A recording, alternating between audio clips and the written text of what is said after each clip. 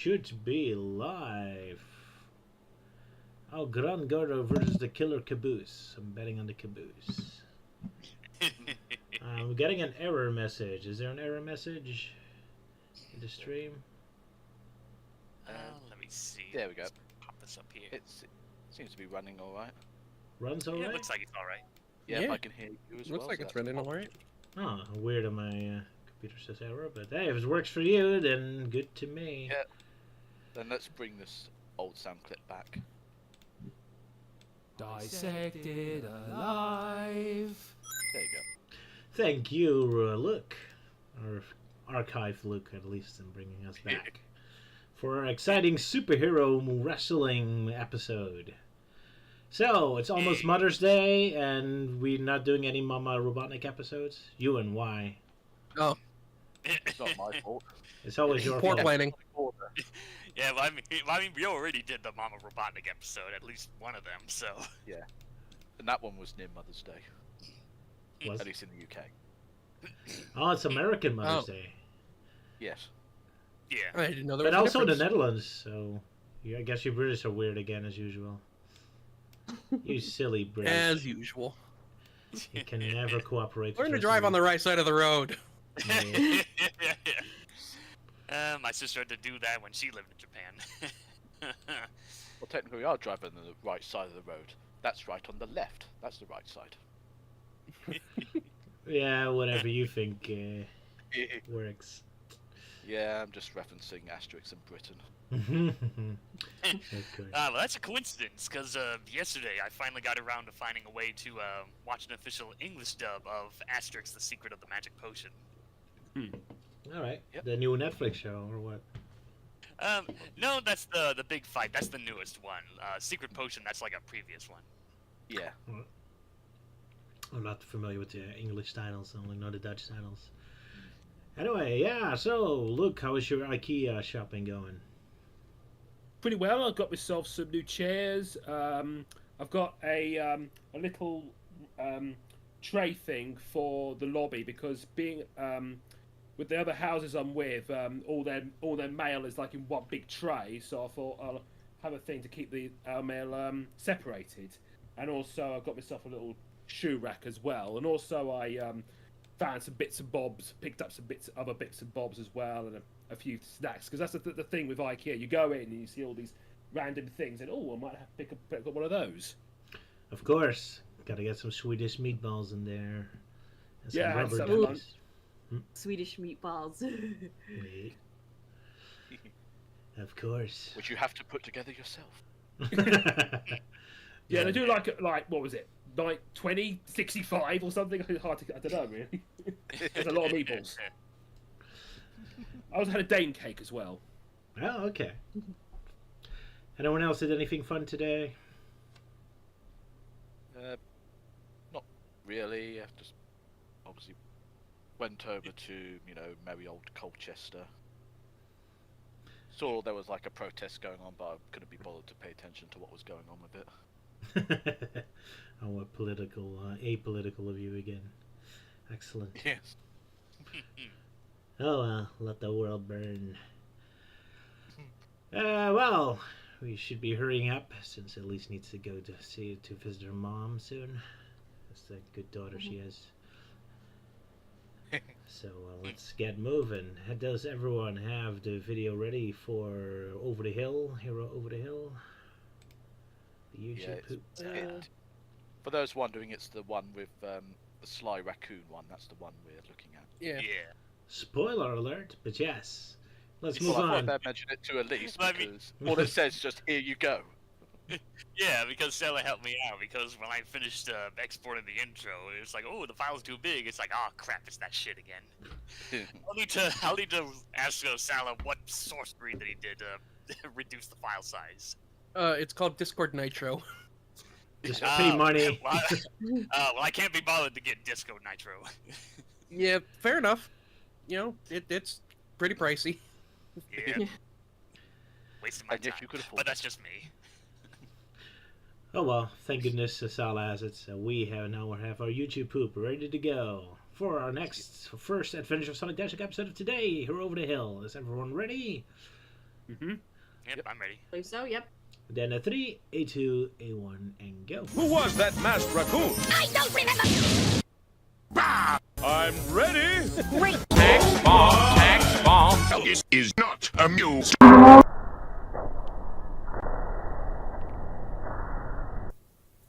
Get me out of here!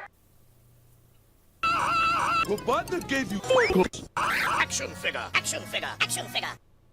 Action figure. No thanks, old timer. Listen, you insolent little snot. Sonic Process is worthless. Sure. They call me crack. Shining armor will be. Mine! All mine! Did I say that already? Well, that was obviously Melting Man's doing, so thank you very much, Melty. Yeah, you're welcome. Yeah. You It's can tell definitely by a the high quality. yeah, this episode is definitely a little longer than how I usually do. It's like, with this one, I just kept coming up with so many jokes. It was like, oh, it's joke after joke after jokes. Like, one example is, okay, the episode has Robotnik say Sonic and force fields. Okay, let's throw in a jab at Sonic forces in there. Again. And, then and I take it at least like the little addition.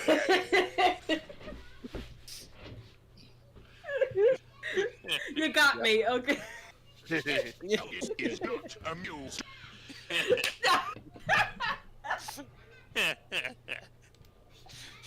You know you made it when your catchphrase is said by bald guy. Yeah, it's finally officialized. Long John Baldry. There you go. Yeah, Long John Baldry. Yeah.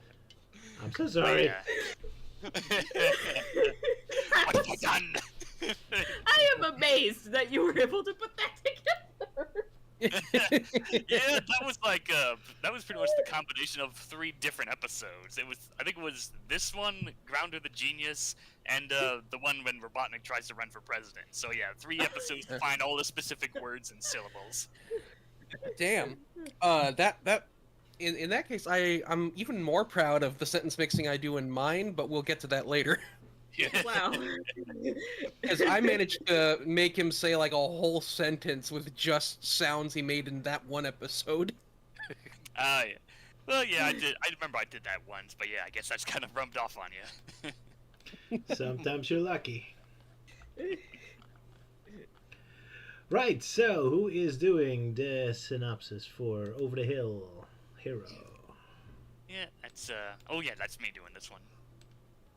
Wow. Also doing the synopsis. It's really your episode. Yeah, because I mean, no one else claimed it, so I was like, okay, I'll do it. Alrighty.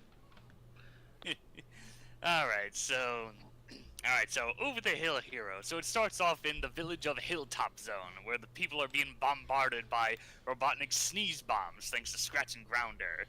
And then Sonic and Tails are watching from a distance. It's like, oh, something's going on. Oh, let's check it out. So they go after and see that Scratch and Grounder are causing trouble. And, you know, they're gonna save the day. But oh, here comes Captain Rescue to save the day as well. Even though he doesn't really do a good job. And pretty much uses one of his gadgets to try and stop a sneeze bomb while Sonic is still holding it. So Sonic sneezes for a bit, and yeah, then he reveals like, oh, I'm Captain Rescue, you know, the boy of gadgetry and blah blah blah. So yeah, then Scratch and Grounder attack more, and Sonic tries to save Captain Rescue, but he gets hit with a sneeze bomb, but somehow doesn't end up sneezing. He just gets knocked out for a bit.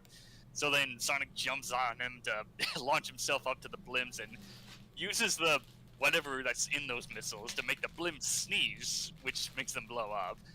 And then after that's done, Captain Rescue shows up like, oh yeah, reminds me of the days when I was, you know, very active. So we get like a clip show of his glory days of being the protector of Mobius. Well, of course, Sonic finds him to be past his prime and very annoying, which, of course, Captain Theory finds it very offensive when he calls him old-timer. So, right, so back at Robotnik's base, he chews out Scratch and Grounder for failing, and then he reveals his latest plan with his egomatic force field, which he plans to use Hilltop Zone as the area that's closest to a nearby satellite to make the force field expand and control all of Mobius and boot Sonic out of there so we can rule everything. So, let's see. yes, like they go back to Hilltop Zone. They fight off Captain Rescue again and Sonic, and yeah, pretty much the same deal happens. Rescue tries to use his gadgets. They end up not being that useful, and Sonic has to do all the work, especially saving Rescue again. And then by the end, Robotnik decides, alright, I can't make my force field big enough to control Mobius. I'll use it to capture the hedgehog. And yeah, then we cut back to Rescue, who's feeling pretty miserable after Sonic chews him out. It's like, oh, you know, you're worthless. We don't need people like you anymore. So yeah, so he's just sitting on the rock being all lonely and miserable. And then Robotnik comes up, and he pretty much says, or at least implies, damn it, I can't find the right word. Anyway, he fakes his way in saying like, Captain Rescue, you're my favorite when I was a lad. So he pretty much tricks him to like manipulates Rescue and like, oh, you know, Sonic's just being a hog. He's always hedgehogging the glory. And, you know, try to say like, oh, we can, you know, be a better hero and villain dynamic and blah, blah, blah. So, yeah. So, yeah, then Sonic comes, walks around, does stuff. And then, oh yeah, Captain Rescue tries to show like, oh yeah, I can still be useful, and sends out planes and tries to stop them, which of course doesn't end well. And then Sonic is like, oh, I guess I'll have to rescue Captain Rescue again. But then Robotnik springs his trap, and now Sonic's stuck in the force field. So yeah, it was all a trap by Robotnik. So yeah, then of course Captain Rescue tries to save the day, but of course his gadgets end up malfunctioning on him.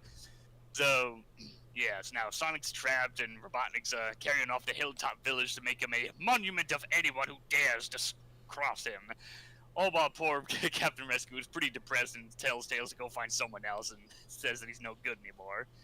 So, yeah, so back at Hilltop Village, you know, Robotnik makes his biggest statement like, citizens of Hilltop, you know, obey me! So, yeah, then Tails tries to rescue Sonic, but it has no idea on how to break open the force field. So he decides to try and find Rescue again, all while Scratch and Grounder cause havoc onto the village. Then Tails finds Captain Rescue, apparently in the retirement home of superheroes. So after some talk, he manages to convince Captain Rescue to, you know, try again, you know, like, oh, you can do better, you know, you're Captain Rescue. So, yeah, then they fly off into the rescue rocket, which Tails is like, oh boy, can I drive? And Rescue's like, haha, no. So... so Rescue comes in with the rocket and, you know, destroys Scratch and Grounder, and they capture the force field. And so apparently the plan is that they're gonna send the rocket up into outer space so that the pressure and whatnot like expands the force field to become weak enough to destroy it or something like that. And Sonic does that despite the fact that he's in the force field and can't really control the controls in that rocket, and yet he can. But yeah, so while that's going on, Rescue and Tails keep the Robotnik and his goons busy. And then Sonic comes back being rescued, but then... Oh yeah, Sonic comes back, and then Robotnik's like, you're too late, Hedgehog, I have your friends. And then Rescue suddenly remembers, oh yeah, I'll pull off that trick I did in 1975, or whatever. He sends out his rope to rope up Scratch and Grounder, which ends up being pretty useful, because they're all tied up, and it gives Sonic enough time to reprogram Robotnik's egomatic hovercraft to send them all away. And then Sonic apologizes to Rescue. It's like, hey, you're not so bad after all. You got some, you know, abilities and stuff that even I can't pull off. So, yeah, they all run off. They be good friends. And, of course, Rescue ends with a, I like that hedgehog. So, yeah. Oh, yeah, then the Sonic Says segment is, you know, respect your elders. Applause for Melty Man. Yep, that was a fun little episode, I suppose. Yeah. I like Captain Rescue. It's just this goofy, well-meaning superhero that refuses to believe he's past his prime. And you only called him Captain Theory once. Oh, I did? I didn't. I'll have to look back at that after the stream. Yes. Yeah, it was. You said Captain Theory was insulted by being called old timer. Oh boy! How old are you? Oh dear. You know, I mean, Sonic Unleashed is old by now, so. Oh my God! Yeah.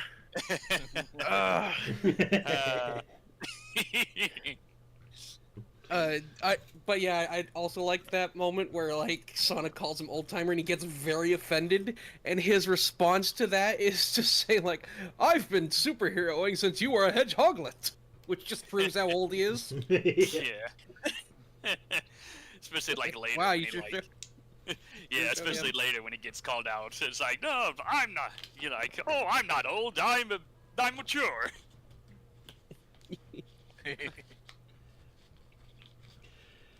How fun. I love Yeah. in the Son. I love in the Sonic Says. I love in the Sonic Says segment. Sonic isn't even in it. Yeah. It's just Tails in a rescue. Oh yeah, it's just Tails and At Rescue. first, I thought the whole Sonic Says thing was about like, oh, what to do if you get lost, but like where you have to like look at the where the moss is growing on the tree. But no, it's actually about respecting your elders. I mean, the thing about the moss thing is, what would happen if you get lost in the dark or something? Then you wait until morning. Yeah. Yeah. Unless you're Or stuck just in the feel tunnel. around. It's like, oh, there's the boss. Like, oh shit, that's poison ivy. Ah! Yeah, we've got a lot of bonus lessons today, and about the moss, but also about robots. And also, regarding respecting elders, like, what if the old person's senile or something? Exactly, I was thinking about that as well, because even though it's like, always respect your elders, they're always full of wisdom. I can imagine like the nurse coming in saying, "Okay, time to get back to the home." Here, damn kids. Hush, close on the north side! Yeah, I know. Now here's your tablets, go to sleep. Yeah, here's your pills, Grandpa. Yeah. I saw a overweight raccoon and a two-tailed fox. Yes, isn't that nice, darling? Yeah, next thing you'll say is that you saw a raccoon and a robot arguing with themselves. Well, actually... Been lost in these woods for 60 days. Only 60 days? So, Euan, what do you rank Scratch and Grounder's imitation of the tripods of War of the Worlds? 2 out of 10 because they're missing the third leg. Yeah. Yeah, clearly they're wearing the wrong shoe size. I thought they were based on those walking hammers from the wall. Well, possibly. Who Yeah. knows? Although this is the second appearance of those particular walking stilt machines. Right, yeah. I thought they looked familiar. Because I think they appeared in the episode 5, was it?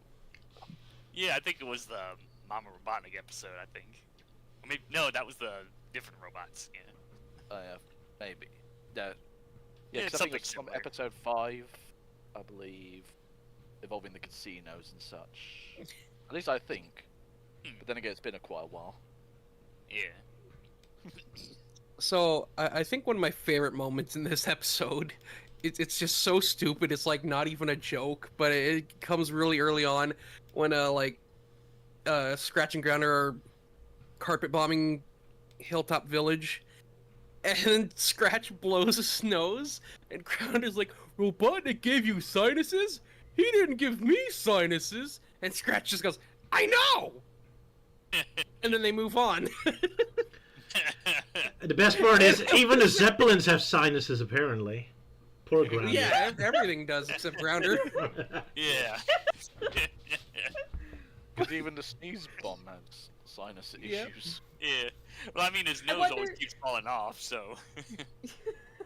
I wonder if it's Grounder is jealous that Scratch has sinuses, and Scratch is jealous that Grounder doesn't. Doesn't? Because It's so weird. because well, I think it's because like Scratch is sneezing, and so he's affected by the bombs, and so he's jealous that Grounder isn't because he doesn't have sinuses. Whereas Grounder is like, hey, why did Robotnik give you sinuses and not me? So, Yeah, so I it's want like to feel they're both sick. jealous, like at each other for different reasons. Oh, that's siblings for you.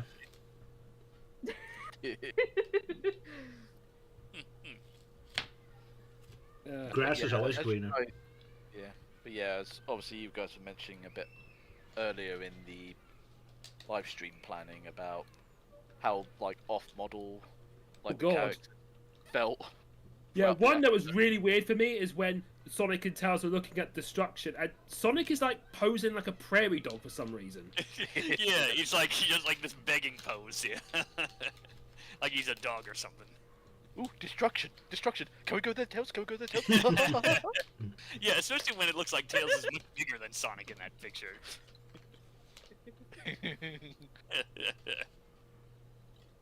Another one that was really weird is when Sonic goes onto the pad. He looks a bit like gone into goblin mode or something.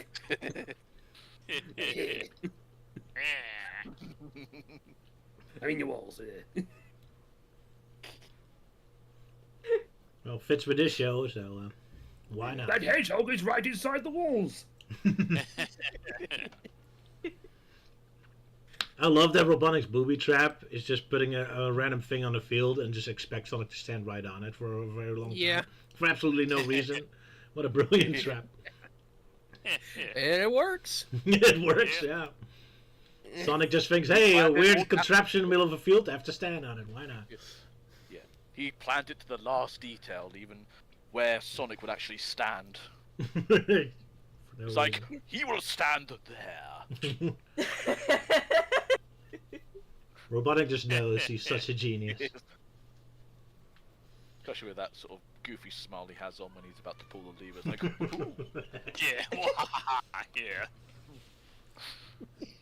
Oh yeah, the characters in this episode are like shockingly off model, like all of the time. There's not, yeah, there's not a single frame of this where any of the recurring characters look normal, and I think that's actually pretty cool. This episode is so animated, which is saying a lot because this is a very animated show to begin with. Yeah.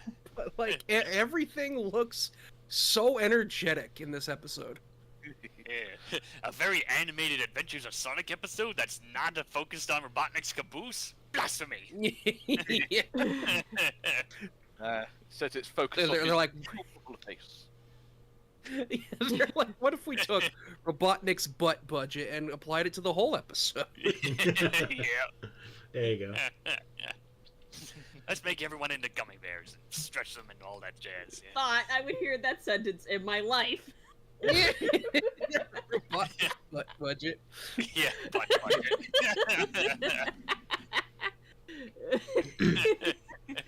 Oh my gosh. And also the moment when Sonic barrels into Scratch and Grounder, they turn into bowling ball pins. Oh yeah, Yeah. bowling. They just look so done. Yeah. And then like Robotnik lifts up the scene like it's something out of Duck Amuck. Yeah. Yeah. Breaking the fourth wall there. I thought he was giving a Shakespearean soliloquy there. Yeah. Friends, Romans. Yeah. Friends, No, that was last. Oh yeah, that was last time. Especially with that I'll- sweet joke what you've got where he's just like going, oh! Yeah. I have the power. The power of fourth wall breaking! Eat your heart out, Pinkie Pie.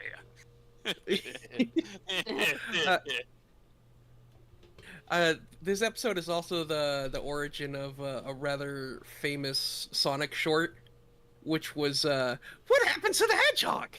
I'll drive him.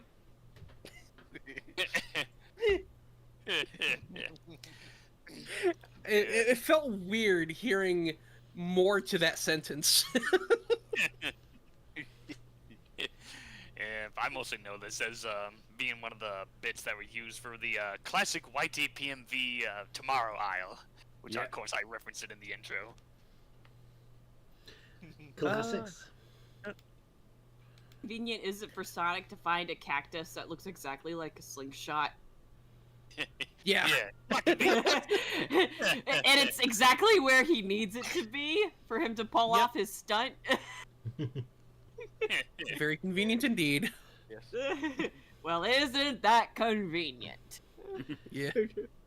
Fate bends to him. Oh, hey, a cactus that looks like a slingshot? How convenient.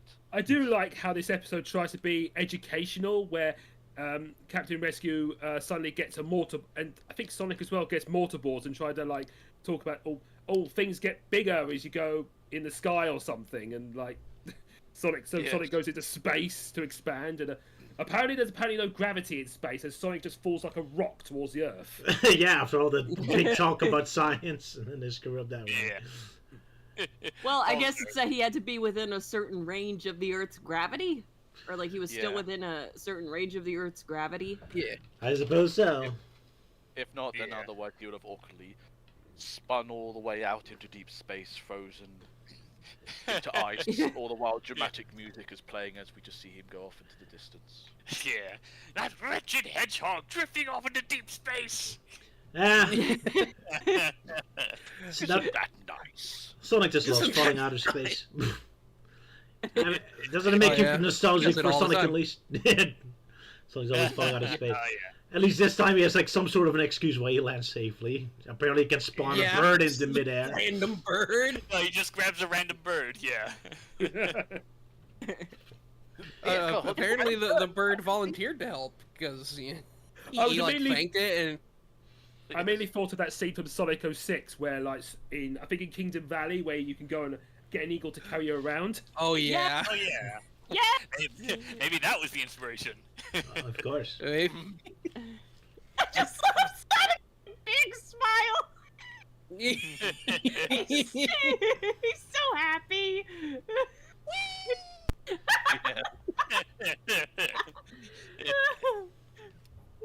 All the while, Captain Rescue is just standing there looking awkward with his pants down. Yeah, and then Robotnik just making that face. Oh dear. You know, despite that Captain Rescue is always a good joke in this episode, I do kind of like the fight he has with Crash and Grounder, because how many back and forths you get. Like, Grounder starts shooting first, and he bounces them off, and then he shoots things back at Grounder, and then he chainsaws them, and then he starts dodging that, and he fights back with Grounder, and then Crash grabs him. Like, it's so rare on this show you actually have a fight with a lot of back and forth like that. Normally it's just one character tries to do one thing, and then the other outsmarts them, and that's that. But now you have like 4 or 5 back and forths. So that was pretty epic for this show. For this show's It's Gary Chalk versus Gary Chalk. Who will win? It is, yeah. Also, when he Captain Rescue electrocutes Grounder, then his skeleton is just his mechanical makeup. Yeah. You see gears and stuff. Yeah, though surprisingly they made the head look more like a skull. Yeah. Yeah. That does look weird. Yeah. Something else I want to mention is that when those soldiers come and Sonic dresses up as like a captain or a commander or whatever, and then Scratch and Grounder try to stop him, and then he just rattles off like a certain bylaw where it's like section 17, subsection 15, subsection 39. You know, he just keeps going on. And then... Revised April 1st, by the way. Yeah. Specifically mentions revised April 1st. Yeah.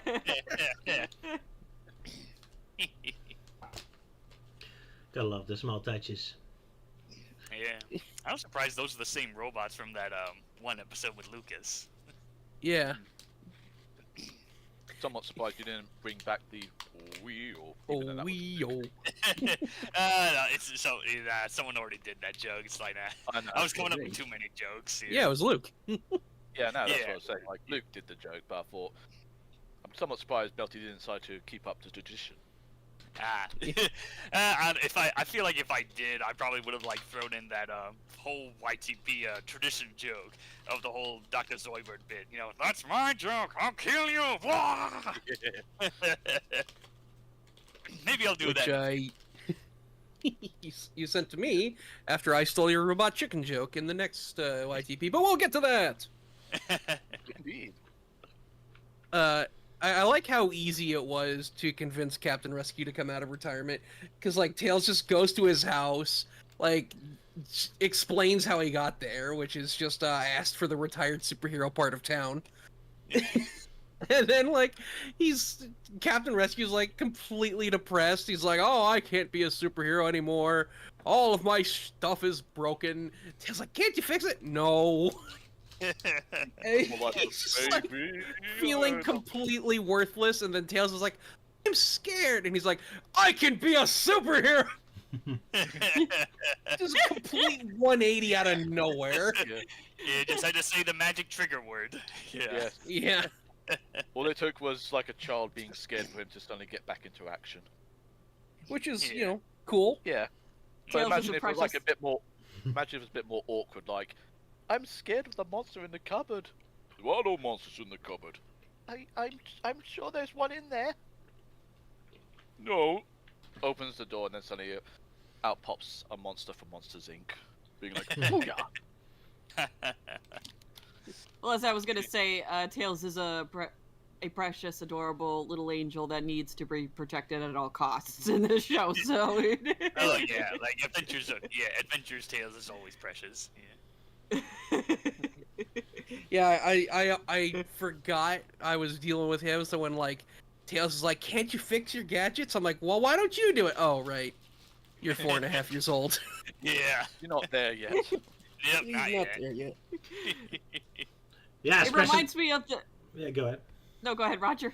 Especially when he's not allowed to drive the rocket. You're like, what? That's Tails. He always fly. Oh, right. This is just pre-Sonic Adventure. Tails. Yeah. Yeah. Wow, can I drive? Haha, not a chance. Yeah. It'd be so out of character with modern Tails, but whatever. But okay, Elise, your turn. I was gonna say, like, the moment when Captain Rescue decides to help Tails, it kind of reminds me of that meme where, this guy holds up this other character and says, like, I've only known this guy for a day. I've only known this kid for a day and a half, but if anything happens to him, I'll kill everyone in this room and then myself. And then Oh yeah. Yeah, I seen that meme. I remember seeing that with Yaya Panda when she got brought into Nitro Field. Yeah. Oh, yeah. Yeah. Because Yaya Panda must be protected. She's very safe because he never gets to do anything anymore. Poor Melty. I do love how they kept up the tradition of really weird townsfolk. Yes. Yeah. Like, especially in the intro, where, like, this one guy is, like seeing all this people sneezing, and then he gets caught up in the sneezes. Like, for some reason, that The other design ones just look like makes me think thumbs. of... Yeah, for some reason, that guy just makes me think of a Popeye character. I don't know why. It's the nose. Yeah, it's probably the nose. But it's weird that, like, he is, like, there's a few of them that look human, and then the rest look more like Thumbs. look like Wieners. beans, thumbs, yeah. Yeah, Yeah. beans and thumbs, yeah. Getting a bit dangerously close to the previous episode we talked about. Yeah. Oh. Yeah. The wiener people. Yeah, the weird.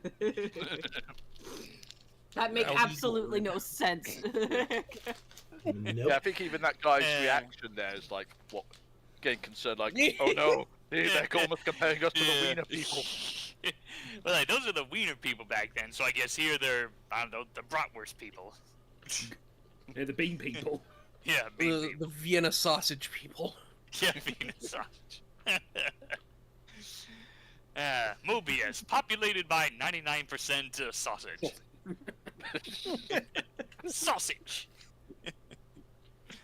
Does that Sonic is since he eats chili dogs? And 99% of the population apparently are that has really dark implications. They're feeding I- Sonic their children. Oh no! Offering him sacrifices. It's like, oh sure, I will protect you from Robotnik, but first I demand a sacrifice. Oh, it's Oh, so no. weird because, like, as we pointed out last time, we thought it was dark when the chili dog vendors in Sonic Underground were pigs, and then we come across actual hot dog people serving chili dogs. Yeah. At least in Underground, you could probably make the assumption that there are also regular animals Yeah. where it's like where they get their beef from to make the chili dogs, whereas in this one, it's more open to your imagination. He's like, that is just a literal living hot dog. And Pretty dark. I'm pretty sure the creators. I'm pretty sure the creators did not expect people to think too much about it, but We are. Really when you deal with nerds, they overthink everything. They over- Yeah, 'cause, like, I mean, yeah, to be they fair- just really didn't give a shit about, you know, townspeople and whatnot. They're just like, oh, just make up whatever the fuck you want. It's like, okay, we'll get sausage people. Oh, we'll get green people. Okay, whatever. No one will care. No one will. Yeah, because I mean, yeah, not until 30 years later Ah, will we yeah. start thinking about it. yeah. Oh, yeah. And despite all the designs, none of them can ever top Big Mouth Fred. Nope. Yeah, He remains forever the goat. Not forgotten. Yeah. Townsfolk of the year, Big Mouth Fred. Big Mouth Fred. I miss him. Oh yeah. I miss him every day. Yep. What about Red Pine? Oh, yeah. Yeah. Well, well, Red Pine died Damn for it. our sins, so. Oh, I no. that reminds me. So I missed a huge opportunity recently. At a recent local convention, Red Pine's voice actor came by, Oh. Wow. Wow. and I wanted to go see him. I couldn't make it happen, unfortunately. Aw. That could have been great. Like, give us a little, Dissected Alive shout out, yeah. Yeah, exactly. Just mentioning like how much we love Red Pine for his Red Pine, yeah. Pine just for existing. How much you love Red Pine just for existing. Yes, really, that's all he needs. Yeah. Because that's all he did, and he did it very briefly. Very dramatically, at least. Would you ask him instead of an autograph just to write down Yeah. write down your death cry when we get sucked into the black hole? Yeah. Going out in style. I mean, at least Roger gave Red Pine a cameo appearance, even though he didn't really do anything besides just die again. As he should. Oh yeah. Roger let me voice Red Pine in one of his Sonic X Roboblast levels. Yep. Where there's like some secret path where there's a boss fight against Red Pine, and by boss fight I mean you literally run over him. Yeah, I think there was only one time I did something with Red Pine, and that was the thumbnail for, the Christmas stream where we covered Sonic Christmas Blast, and I just had him be, like, the up-on-the-shelf character. Oh, No, I thought you no, were gonna make him into a Christmas tree because he's a pine. No, I think I didn't do that, most because I was just running out of time with stuff. It's like, oh, fuck it, I'll just use his official concept art and just put a little hat on him. Like, there, now he's an elf on the shelf. Yeah. He's always Fair there. Yeah. For that. Red Pine for Pope.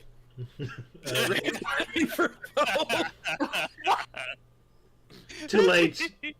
Too Yeah. late. Gotta wait for the next one. Yeah. Too late. Sadly, they got an American to be Yeah. the Pope. Maybe Red When Pine he was doing the actually speech, part I was of the expecting him to category. sound like Hank Hill. Well, the Pope sounded like Hank Hill. Yeah. Yeah, as my Y'all better read your Bible, I tell you what. says Also here in here, the my Bible brethren. that we all must agree to our propane and propane accessories followers and stuff. That'd be something. Who is the guy in King of the Hill that always like randomly mumbles? I think that's Boomhauer. Boomhauer, yeah. Yeah, I imagine him as Pope. Yeah, Boomhauer. Well, tell you what, man.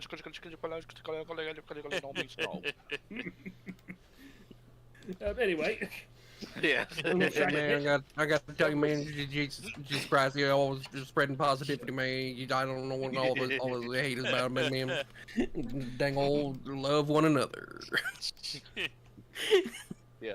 Much like how Sonic and the bird love each other very much. Yeah. Look how happy they are. Yeah, should we send a letter to... Yeah, go ahead. Why? That's a very cute picture.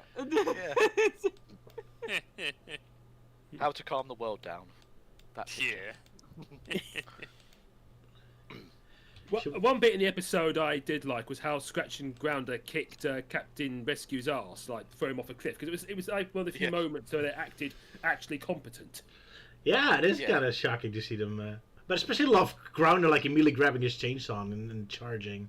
Like he's rarely that fast. But it was a pretty good fight. Yeah, I enjoyed it. And indeed, it's surprisingly violent with a kick. I thought it was forbidden in American animations, like direct punches and kicks. And this was the 90s. They could get away with most of that stuff. What the heck just happened? They're really far away. Sorry, I forgot to move my mic away when I was blowing my nose. But yeah, I was saying, this is the 90s, you know, they could get away with most of that stuff. Okay, we're back to the 90s again. Felt like Melty was a ghost there.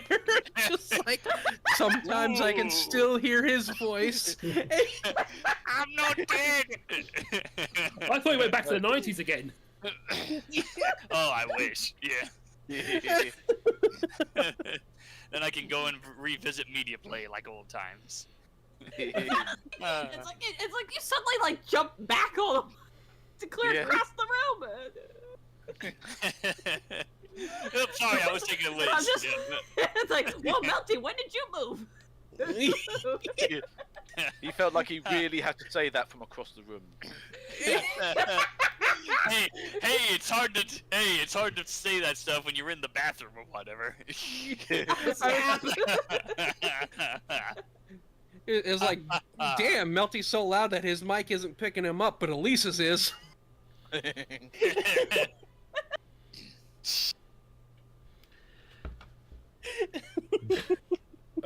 One frame that I did find amusing is when Sonic was trapped in the egg. Okay. I'm okay. When Sonic was trapped in the force field, and he's apparently on the ground, but he's trying to turn around. But it looks like he's just a head with arms. Imagine that coming towards you. He reminds me. He reminds me of that one a Monsters University character. He's the big purple fuzzy guy. Oh, yeah. Yeah, that guy. I'm kind of reminded of this very old like meme of. Meme of what? And Luke disappeared. This very old meme that's. Luke disappeared into the 90s. Yeah. Yeah. Oh no, he got abducted. He got abducted. I'm back. He got sucked out. Okay. What meme are you thinking of? There was this very old meme some years ago about people animating Sonic running in very weird styles, and imagine like Sonic running like that. That'd be something, yeah. That kind of sounds a bit scary to see something like that running at you. Yep. Guys, I think there's something wrong with my Geodude.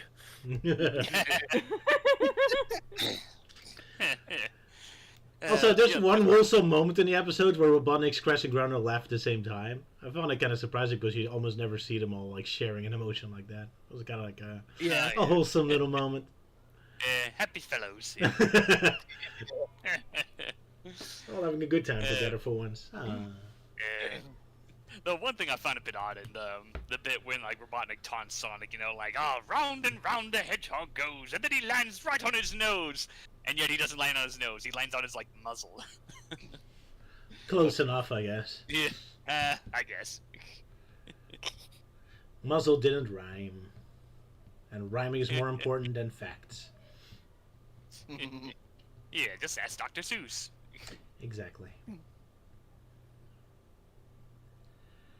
Yeah.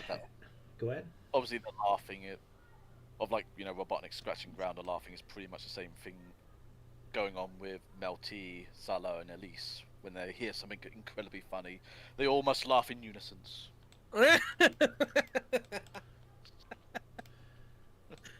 I damn it. Dibs on Grounder. Okay, I'll get scratched. Oh boy, do I have to draw that now? Sorry, Melter, you stuck with Robotnik. You say stuck with as if that's not the ideal.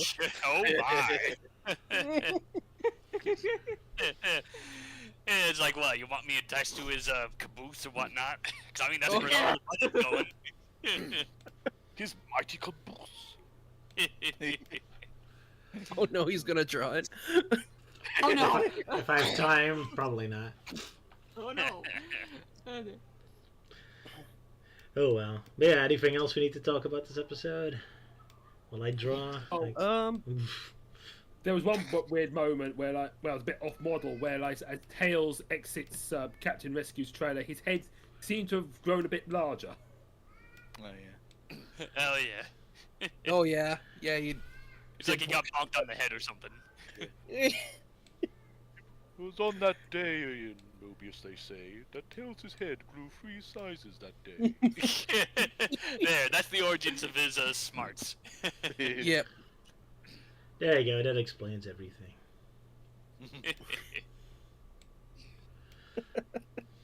He's drawing it. Yeah. He is. Yes. Oh my god. Luke, the picture you have of portrait of Robotnik on the wall just screaming. Oh right, yeah. Yeah, that's the We next can one. talk Oh, about yeah, that. that's the next episode. Yeah. Oh, that's the next episode. Oh, okay, okay. Yeah, next Yeah. episode. Okay, we'll get to that then. Sorry, no escape from drawing yet. Yeah, Okay. no.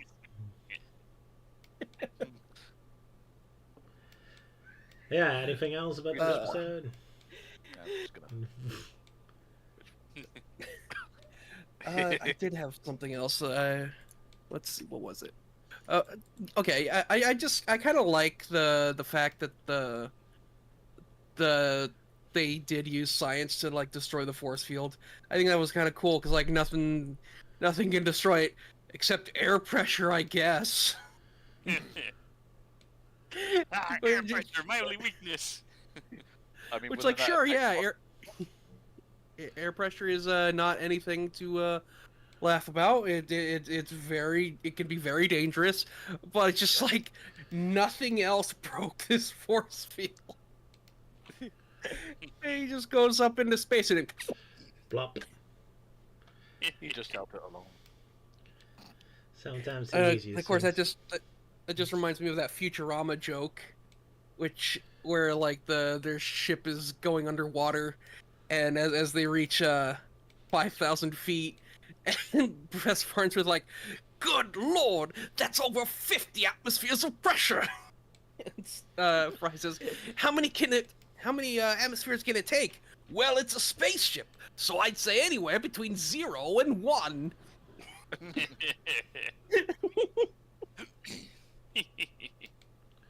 That certainly got passed around a lot after that Ocean's Gate fiasco. Ooh, that's dark.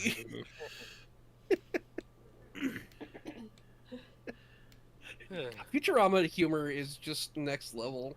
Hey, The people who write that show are just way too smart for their own good.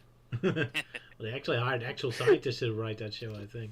Yeah, which is like why a lot of their jokes are so accurate.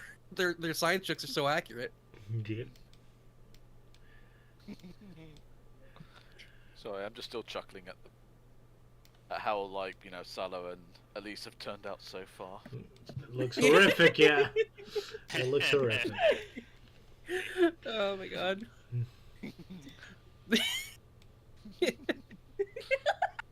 I'm Roger, looking you forward to seeing really are a miracle worker. It's mostly tracing, so. Yeah, but like you're still like adding our unique features to it, Yes. which is really impressive.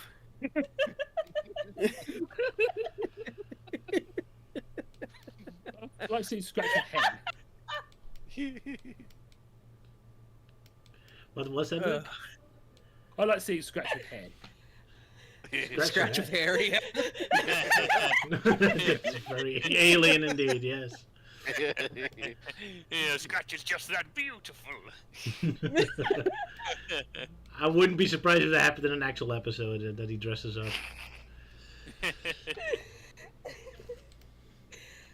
Well, he does. Yeah. I mean, well, we've still got one more episode to talk about today. Yeah. Yes, we do. Oh Yeah. boy. Yeah. So obviously we just got to wait. And he until- doesn't wear a wig, but he definitely dresses up. Oh dear. Yeah, should we move on to the next episode? Scratch is not amused.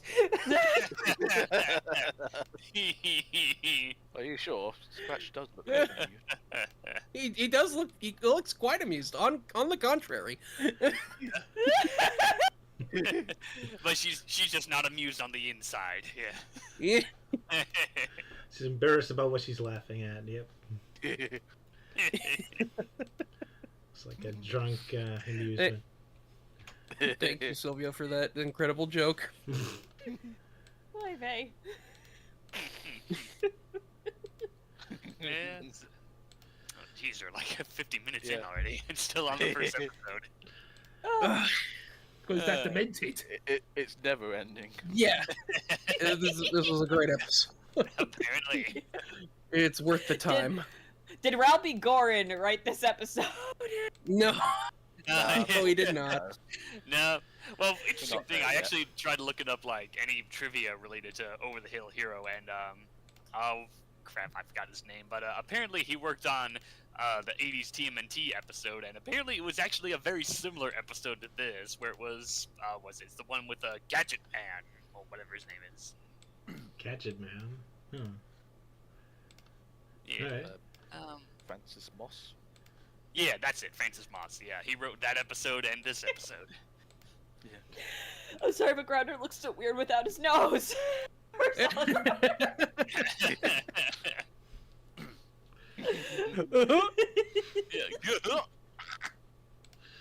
It is indeed terrifying combining different art styles together, yes. But, horrific results. Horrific but beautiful. Yeah. And he's wearing Captain Theory's attire. Yeah. Yep.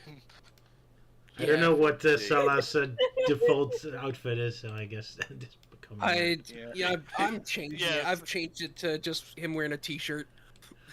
I'm always Normally I just have him drawn with a t-shirt with that's gray with the dark gray H on it, like Captain Theory. But Euan has been lately drawing him with the yellow spiral on the shirt, and I kind of like that.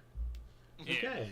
I've never seen Sala with the shirt. I'm just more used to like the old ref that he sent me when we did that Omega episode. It was just him wearing the Oh yeah. yeah. And the yellow thing on his chest, yeah. Yeah. It's supposed to look like a Metal Sonic's chest plate, but with like the spiral thing over the center. Ah, all right. But yeah. So it was originally armor, but I like the T-shirt design that Euan gave him for the Sonic 2 credits reaction video, and I'm like, that's really cool. I'm gonna keep that. Oh, it was from that far back, man. I don't know why I forgot that. Yeah, just popped up over in the art gallery. Ah, yeah. Anyway, yeah, back back when to Sonic Yeah. Dissected had quite a lot of people involved, yeah. Yeah. I kind of miss that with the series. It seems like you don't really see that much of them. Like, it feels like Luke's not even that active anymore. It's just the Roger only show. Yeah, I And what haven't done a proper dissected in a while. Yeah.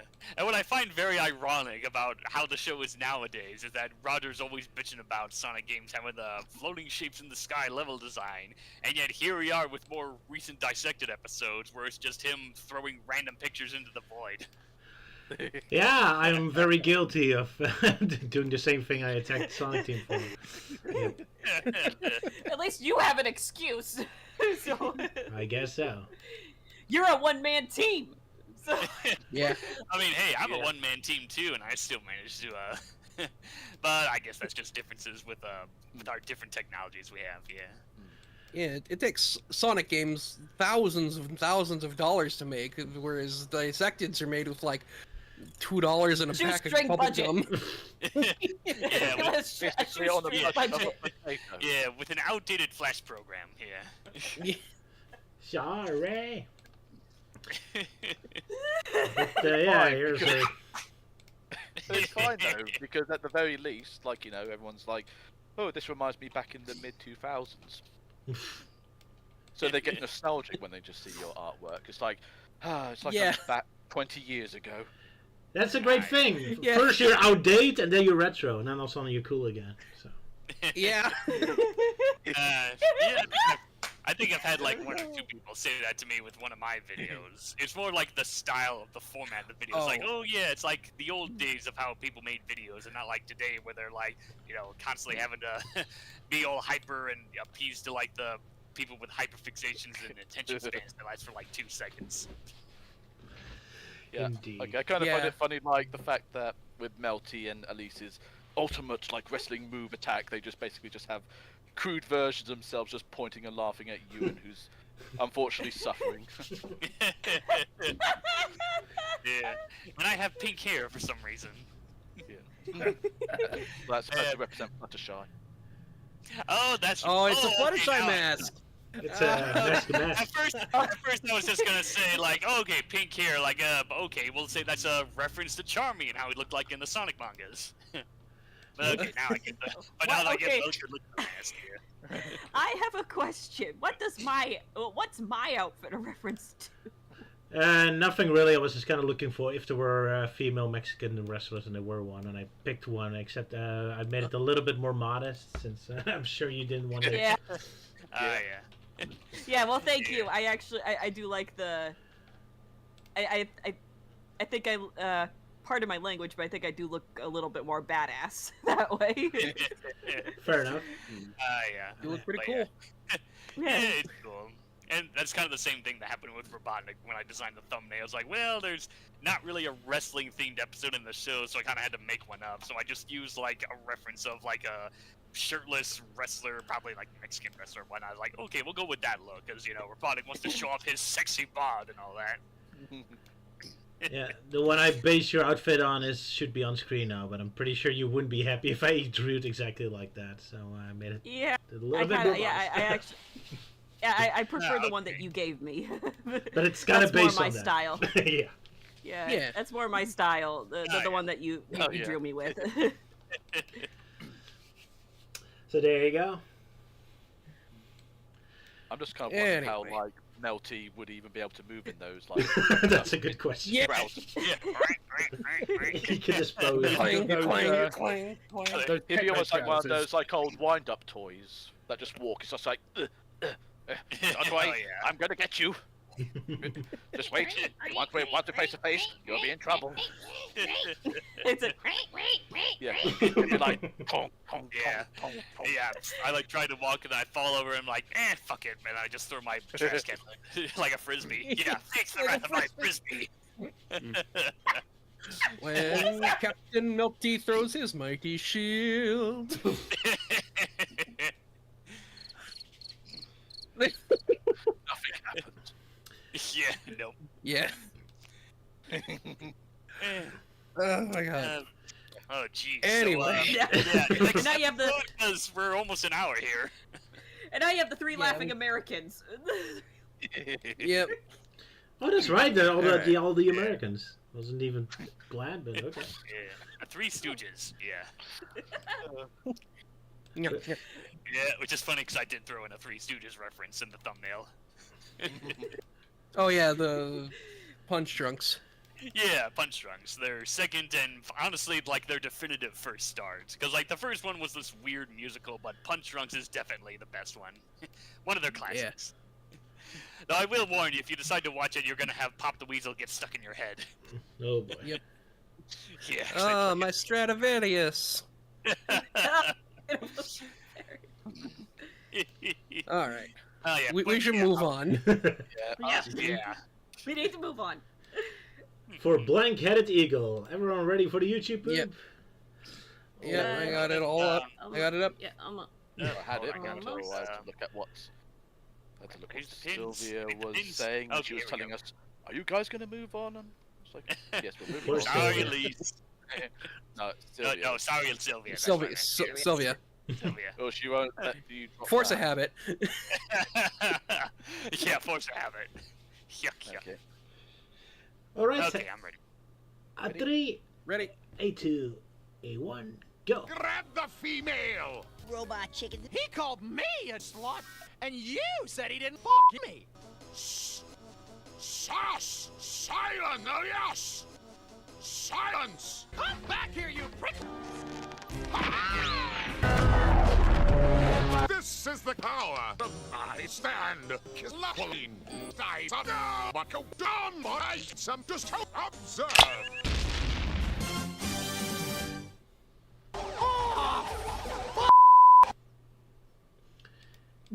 And that was Sala's epic sentence mixing. Yes. I was so impressed with myself for being able to get Robotnik to say "Kill a Queen, Daison no Bakadon bites the Dusto," which is, you guessed it, a JoJo's reference. Of course. Yeah. We just started here. And yeah, somehow I managed to get all of those clips from just this one episode. I have listened to every line of dialogue Robotnik has in this episode at least 5 times. Yeah, I remember doing that with the casino one. I remember I was messing around with sound bits, and I had one where it just had Robotnik say "bitch you," and then I was like, "Oh, I'll save that for something." But I'm like, "No, wait, maybe I can sentence mix him to say obituary," and then I did, and it was all from that one episode. Yeah, how can my obituary not be my top priority? Because no excuses. Good stuff. Indeed. Okay, blank-headed eagle. Who is doing the synopsis? That would be Euan. Yes, Say you. unfortunately, me, Roger. How dare you! I'm very upset. Well, you could have had the opportunity to do the synopsis. That's true, and I didn't. I'm lazy. So you would impress us with your incredible skills. As if. Anyways. Anyway, blank-headed Case eagle. art. The blank-headed eagle, which is known as Melty. Ah. Anyways. Over at Fortress Robotnik, Scratch and Grounder are watching Edgar Eagle on TV, as the female eagle is about to get crushed by an avalanche, although it's actually a rock slide, but is cornered by a forest fire. She calls Edgar Eagle for help, which he hears the call and stops the rock slide and blows out the forest fire, thus saving the girl. The two badniks cheer and praise Edgar Eagles for his actions, though Robotnik stomps in and has a go at the two badniks for not doing anything productive during their allotted break, like kissing his feet, which the two bots do after putting clothes pegs on their noses, which is kind of funny considering the previous episode. Yeah. After that, Robotnik tells them their break is over and must get back to getting Sonic. Grounder makes a challenge out of it where whomever can capture Sonic first will be the Doctor's most favourite, and rushes off while gloating he's faster. Just as Scratch was retorting back, he hears on the TV that he could get an easy-to-build Eagle copter for 1,000 Mobians with a free aviation helmet and scarf. The robot chicken proceeds to smash open the piggy bank, as he likes the idea of owning something Eagle fast to capture Sonic. However, things aren't that simple for Scratch in building the Eagle copter in his bedroom, as he gets electrocuted and accidentally turns the parts into a chomping robot on wheels, each one resulting in an explosion. Kaboom! After pulling an all-nighter and complaining about it being easy to build, he succeeds in building the DIY Eagle copter. After putting on the helmet and scarf, he proceeds to fly off, though ends up smashing through the wall of his bedroom outside, much to the shock of the Robotnik picture. Meanwhile, Sonic and Tails are walking through the countryside to see Farmer Peck, who was eager to getting them to see him. However, Scratch turns up on his Eagle copter and starts shooting at them. As he makes another fly pass, He then gets pulled over to the ground by Sonic and Tails disguised as police officers, where after the Blue Hedgehog gives the Badnik a mouthful, Scratch realizes he was tricked and goes back up into the sky to get them. But Sonic, now dressed up as Queen Elena as a sexy flight attendant, feeds Scratch an extra spicy chili dog, sprays him with a fire extinguisher, and then has the cannon facing upwards before jumping off. Scratch, not thinking properly, fires the cannon, damaging the propellers, and crash lands to the ground as Sonic and Tails rush off to see Farmer Peck. Scratch, having landed pretty hard, has jumbled his memory circuits as he is found by Farmer Peck's daughter, Henrietta, though also known as Ellie, where the Badnik believes that he is Edgar Eagle. Sonic, having arrived and met Farmer Peck, he explains to the two that Robotnik wanted to buy his whole farm for 2 Mobiums, so he could build the biggest robot factory on Mobius. Though Peck turned the offer down, Robotnik is already at work in clearing the area with his large robot vehicles. Sonic agrees to help and rushes off to try and stop them.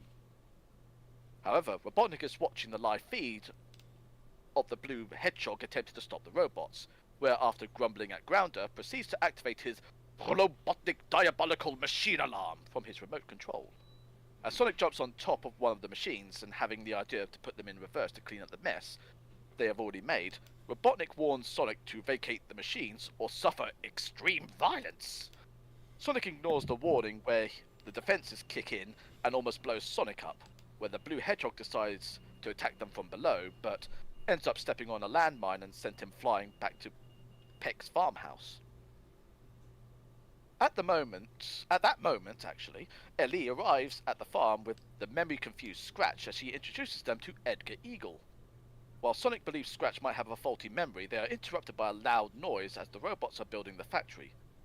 With Ellie being distressed by all this, Scratch uses Ellie's motorbike to drive towards the factory to stop them, as Sonic is concerned he'll blow them to smithereens as we fade to commercials. Sonic rushes off to stop Scratch as the robot chicken stops right in front of one of the machines and yells at him to go away or else. Robotnik is at first angry by this, but his mood changes when he sees that Scratch has lured Sonic into a trap, as he prepares to fire the weapons at maximum power. As Robotnik is about to pull the lever, Grounder mentions that Scratch will be destroyed too, which he shrugs off as a pity as he activates the weapons, though due to Sonic's high speed, he along with Scratch make it to safety to the farm. As Ellie, almost said Elise, I don't think Elise would want to hug Scratch considering after what Roger's drawn. As Ellie hugs Scratch, Tails points out to Sonic that Scratch thinks he's actually Edgar Eagle, with the Blue Hedgehog using this to his advantage, as he starts to ask Scratch if he knows of Robotnik, which after being reminded he's fat, Scratch remembers, which gives Sonic an idea. Meanwhile, back at Fortress Robotnik, Grounder is helping the overweight doctor getting into his military officer out uniform as he wants to look his best for the grand opening of his new factory. But due to how small his uniform is, or basically how massive he is, all the buttons are sent flying, one of which hits the main machine of the worker robots that starts to go haywire. As Scratch reveals more of Robotnik's fortress, including where the front door key is kept, Peck rushes in to inform them that the robots have started to go crazy. Scratch then recalls Robotnik has a remote control that controls them, so Sonic along with Scratch and Ellie make their way to Fortress Robotnik, while Tails is forced to stay behind to keep an eye on Ellie's parents, much to his annoyance. The three arrive near the fortress where they have to tiptoe their way up, which doesn't help much as Robotnik has already spotted them on the security camera. He rings up Robotnik rings up Grounder and says this.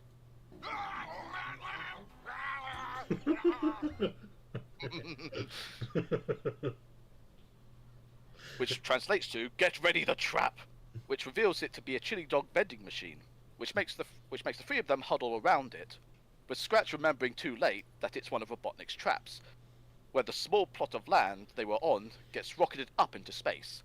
Sonic, with Scratch and Ellie in hand, runs off the rocket as it's redirected towards the smug Grounders and crash lands on him. As the three, with no explanation needed, are now outside the fortress door completely fine and dandy, Sonic has an idea to distract Robotnik. Sonic enters the fortress dressed as a doctor and does a check on Robotnik, where where the fat, overweight doctor is concerned something is wrong with him. After some shenanigans, Sonic eventually ties Robotnik up in bandages and gets Scratch and Ellie inside. The robot chicken eventually remembers where Robotnik keeps the remote, in the pocket of his lab coat that he never wears. Sonic finds it, but at that moment, Robotnik arrives with Grounder, whom captures Ellie in a net. As Sonic and Scratch are about to rescue her, Robotnik activates an electric force field that would turn her into roast chicken.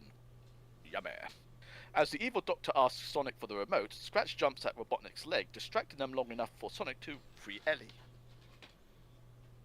Robotnik kicks off Scratch into the wall that makes the Badnik remember who he is. Sonic uses the remote, smashing it, and then runs off with Ellie. Robotnik in horror sees he's put the robot machines into reverse, thus returning back to the fortress. Robotnik orders Grounder to start packing while he deals with Scratch for his actions, all the while the machines start to go up the mountain towards the fortress. Back at the farm, Farmer Peck thanks Sonic for helping them out as the robot machines put everything back the way it was before returning to flatten Robotnik's fortress. However, Ellie is left heartbroken after discovering Scratch wasn't Edgar Eagle. But Sonic made a phone call that brings over the actual Edgar Eagle actor to cheer her up, with the episode ending with Sonic breaking the fourth wall, saying that he hopes to have his own TV show called Adventures of Sonic the Hedgehog, as the Black Void consumes him. I might as well quickly mention this. We finish off with the Sonic Says segment, where Sonic tells the contestants that the first one to fly around the pylon and back would be declared the true Edgar Eagle. As Sonic raised the flag to go, Scratch jumps straight into his vehicle and flies off, while Edgar puts on his seatbelt and then flies in pursuit. While Scratch went round the pylon and finished first, Sonic disqualifies him, as a true hero always wears his safety belt, before pointing at the cameraman saying, "That goes to you too, pal." And then the cameraman quickly turns off after realising he was caught. The end.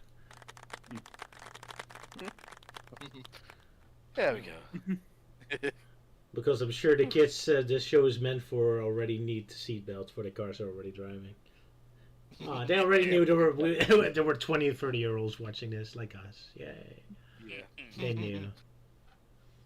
So for the record, the girl turkey's name is Henrietta, but Scratch calls her Ellie because that's the name of the girl that Edgar Eagle saves. Oh, that's a clever thing. Yeah, admittingly, I was quite quietly rushing through this, though. But understandable. Anyways, I'm fine. Yeah. But I prefer calling her Ellie because just saying Henrietta is a bit too long. Ellie is much more condensed. For the sake of Roger. You could have called her Etta. Eater. Sounds almost like Eater. Yeah, I was actually trying to look up the. Eater. Yeah, I was actually trying to look up the voice actress that did Henrietta. It's like, 'cause I swear that sounds like Kathleen Barr. Like, I think it is. Yeah. Yeah, Yeah, it is. like It's because there's kind of that Trixie scent voice, but just a little more higher pitch. Yeah. It's more fancy. And so is the actual Ellie Eagle. She's also definitely Kathleen Barr. Oh yeah. So Scratch wasn't that far off with the name calling. Yeah. In a fourth wall breaking kind of way. Alrighty. Yeah, it's kind of a sad episode because Scratch is pretty much a good guy for the whole episode, but he gets no credit for it, and he just gets punished for it at the end. Yep. No, you're not even an acknowledgement of it. Just no, you're the bad guy again, and now he gets special punishment as well. It's kind of bleak.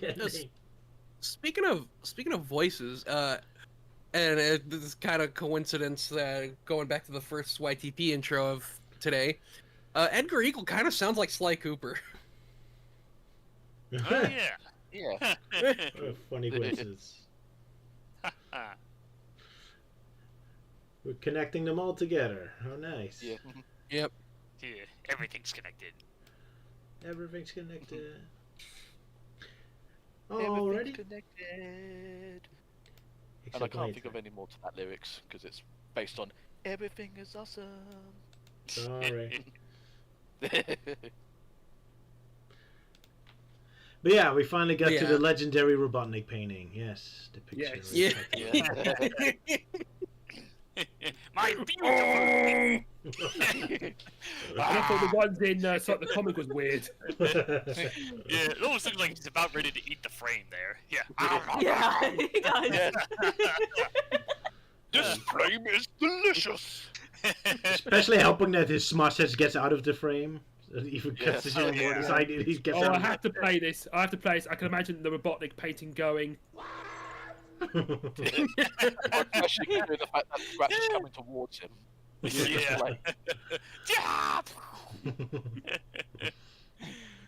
I'm kind of surprised they didn't do any sort of like little animation with the eyes, because like there's a moment where like going towards it, but then like when the smoke clears, like the eyes should have maybe looked to the right, it's like at the walls, like how did that miss me?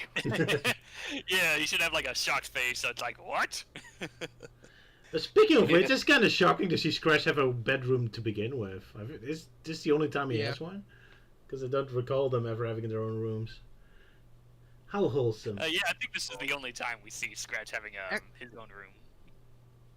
I like his bed is just a pile of hay. Yeah. Yeah, like an actual hen house. Yeah. But either that, or you Oh, just real- joke about the fact that Robotnik is just so cheap with the mattress that he just gives him hay. It's like, here you go. Yeah, but I just noticed the lamp on his bedstead. It's shaped like a wrench.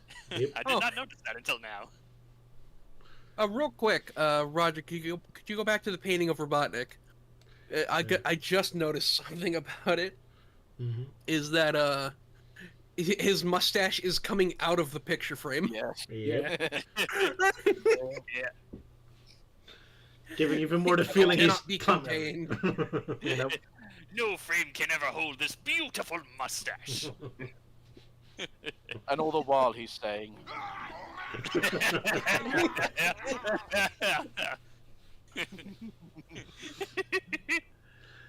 Yeah, we gotta talk about that because that was the joke that made me laugh the most. Because you see them on the phone, and usually in cartoons, when you hear the guy on the other side just hears like or something like that, but here they have him like scream like that. And the best part is then you hear Scratch go like, "Yeah, I'm fine." Like that was actually Robotnik sounding concerned, just to make it funny. It sounded like Robotnik is dying of a heart attack and Scratch is laughing off. Like he's just Yeah. screaming like a I lion. think that's him stubbing his toe. Yeah. God. Oh yeah, and then the scene after that where like Robotnik contacts Ground and is like, "Well, hurry, get back in here. They've already reached the fortress."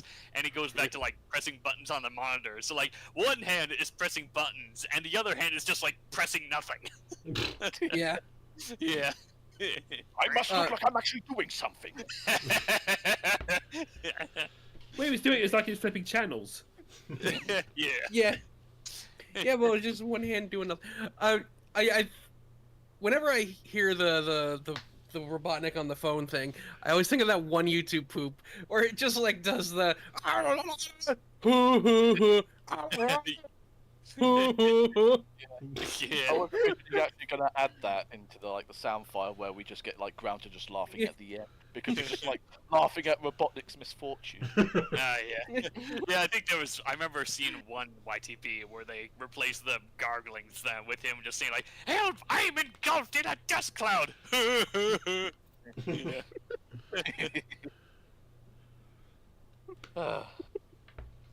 We always keep coming back to YTPs, but then again, that's what Adventures of Sonic the Hedgehog's remember before. This is why you TP the show. Yeah. That's basically what the show is. Yeah. I just like YTP culture is kind of ingrained in this show, just in its DNA. Indeed. I wouldn't know about that because I'm not familiar with YTP. So Oh, Destiny. Neither am I. that much, it is a but, rather yeah.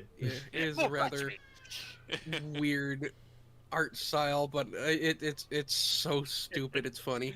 Yeah, it's beautifully stupid. Speaking of, I just remembered a joke I was gonna put in and completely forgot to do, and I wanted to like the scene where Sonic and Tails are dressed as cops and they're pulling over Scratch. I wanted to have like Sonic holding a picture of John Connor and going, "Have you seen this boy?" Because he looked like a the T1000, kinda. Hell yeah. God, what was trying to remember the actor's name. Robert Patrick, I think. Yeah, probably. Fantastic actor. Indeed. Too bad it didn't get too many other roles. Yeah, so I think I heard something about him refusing to reprise the role of the T1000. No. He has never refused. He will gladly cameo as the T1000 in anything if you ask him. Oh, really? I thought he didn't. Maybe I'm just misremembering. I mean, he No, briefly he is. Yeah, because he has cameoed in a few films like Last Action Hero as well as Wayne's World. Last Action Hero, Wayne's World. There was some Bollywood movie where he played the T1000. Okay. Bollywood. Yeah, I think Bollywood. It was a foreign film. Ah, well, that's interesting, because, the only Bollywood film I know was that there was a Johnny Bravo movie of just him messing around in Bollywood. Yeah. And, yeah. And recently he voiced the T1000 in Mortal Kombat 1, which was really cool. I think that was one of the coolest additions to Mortal Kombat, because it's so much to work with. It's really cool. And also, it worked out perfectly because Peacemaker is also a DLC character in that game. And on the Peacemaker show, Robert Patrick played Peacemaker's dad. So they got to make a reference to that. Funny. Yeah. I'm very... Can I talk about something? Yeah. I'm quite surprised how Scratch managed to afford the flying contraption, because it said he had to send away like 1,000 Mobiums. Was that correct? Yeah. Well, and then you see like him breaking over his piggyback. I think there was 20 in there. I mean, I don't really know how the monetary system works on Mobius, because there could be. I mean, I guess it all adds up to 1,000 Mobiums. Yeah. Either that, or we swiped some of Robotnik's cash. In the vain hope he wasn't paying attention. I mean, we don't even know if that's actually his. That could be Robotnik's piggy bank. I don't think Robotnik gives him pocket money. Yeah. But yeah, that face ground like Scratch has when he's grabbing the piggy banks, I'm about to kill my ancestor.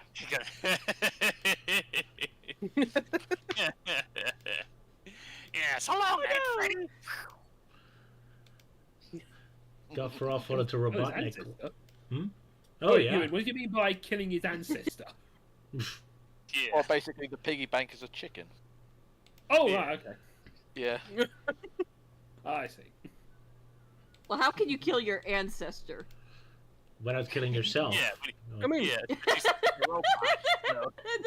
No, it's like if you can't time travel, it's like how can you kill your ancestor? Well, I'm just gonna shrug it off and say, who cares? Because apparently, Adventures on the Hedgehog doesn't care about logic. Yeah. I mean, yeah. I still have one living ancestor, so I could theoretically kill him. Oh dear. Yeah, your ancestors are just the people you're descended from, so your parents are your ancestors. Yeah. Yeah. Watching how about that Henrietta, eh? Yeah. Yeah. Got myself up for that one. Okay, but but yeah, Henrietta. I don't know. I'm kind of mixed about her. It's like, I mean, I like the design and whatnot, but just amusing to hear Kathleen Barr, or I assume that's Kathleen Barr.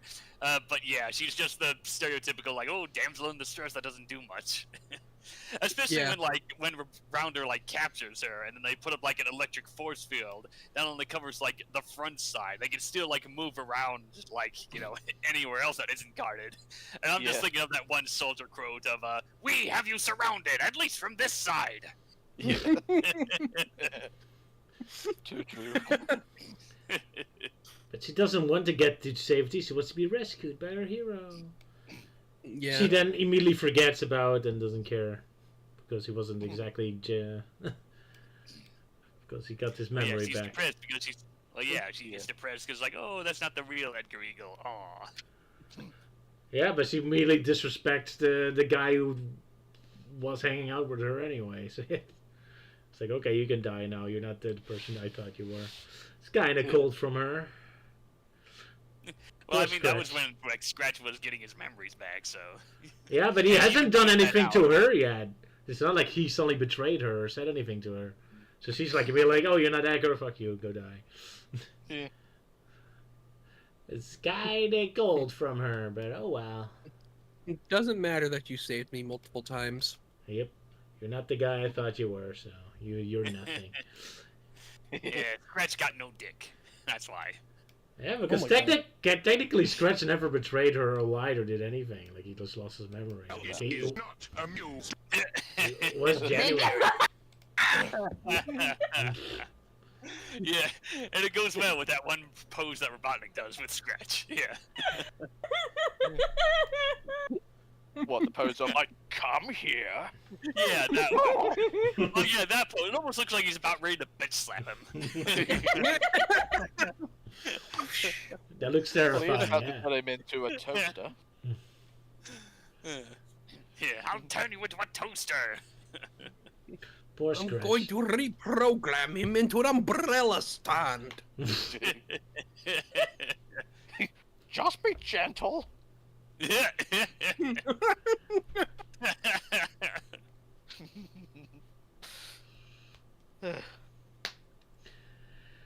Oh well. Yeah. So, Yeah, yeah, there was and of one course thing, we. though, I was going to say, there was like a bit of a small moment though of when, like, Grounder was actually all cheerful and happy about the fact like Scratch was getting into trouble for Yeah. like, you know, helping out Sonic and such. But then when he heard like Robotnik was about to set the weapons to full power to destroy Sonic, that was the moment when Grounder's getting concerned for his like older brother. It's like, but you'll destroy Scratch. Pity. Ah, he does care. Oh.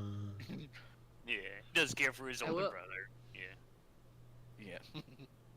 Yeah. I did like in that intro video you did where Robotnik's uniform buttons snap off and it just obliterates Such velocity it. that it annihilates the Yeah. city. Yeah.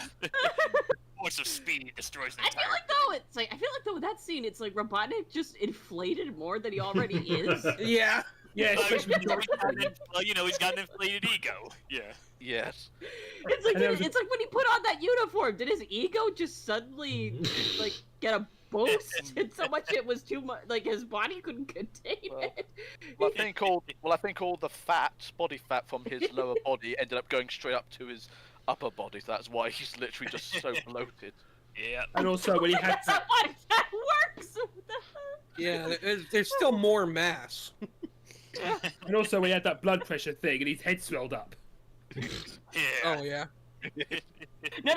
I got it. He's full of hot air. He's just full of hot air. There you go. No. He looks like a hot air balloon. The moment I said that, Hold on. the moment I said Hold on. that, Piotr, I'm sorry if I'm mispronouncing your name, but yeah, Piotr.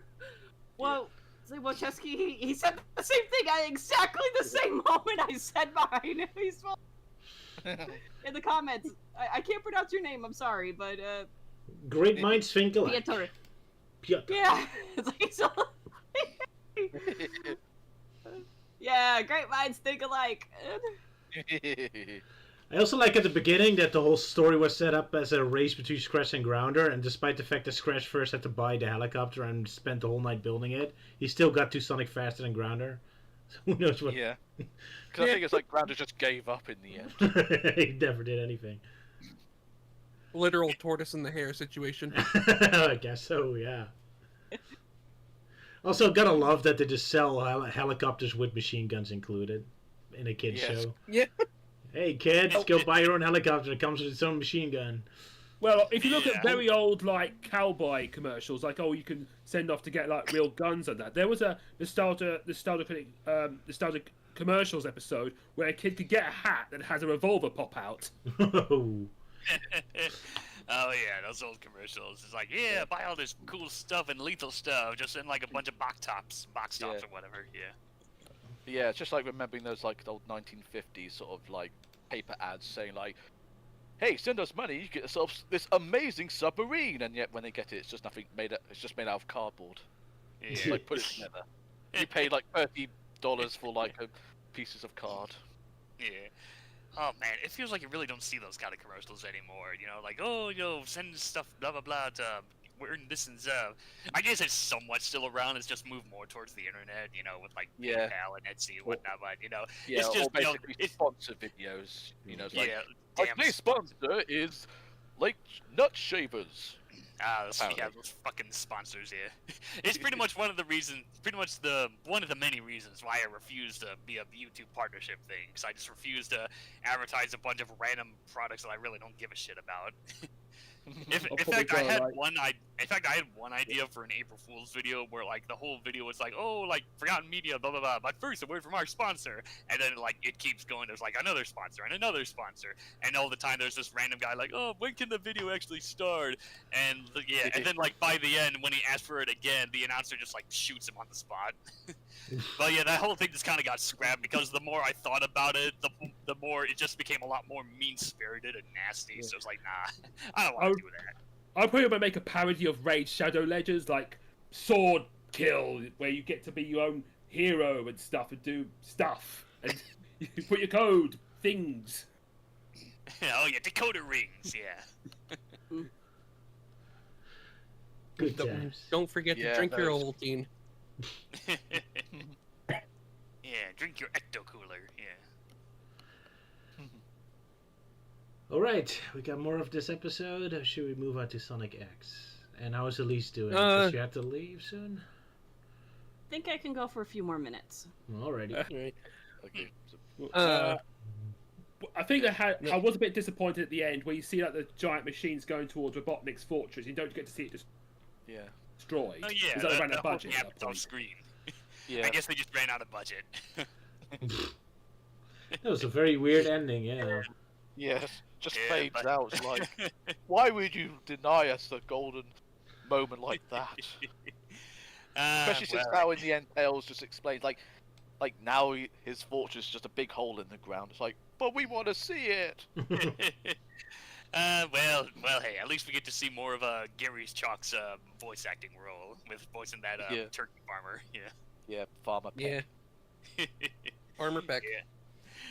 And well, that's quite a coincidence. Like first he voices, he always voices Grounder, but like the previous episode he does Captain Rescue, and then here he voices Farmer Peck. Finally gets to do more parts, yeah. Yeah, Best your voice actor.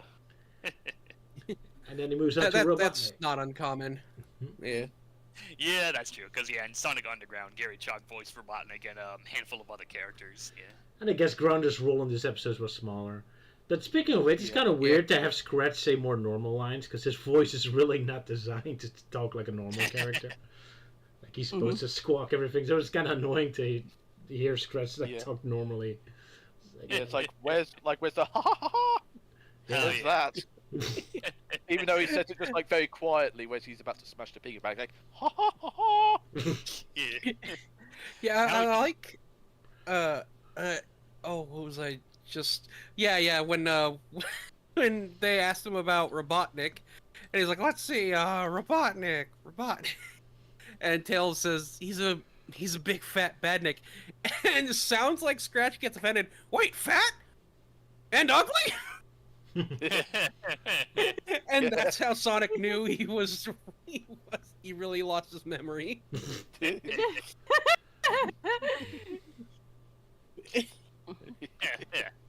So like how the Sonic seemed to take another note out of Bugs Bunny by dressing up as a sexy flight attendant. Of course, Yeah. Oh yeah, I forgot about that. With the it's not that common for Sonic to go all dressed in drag.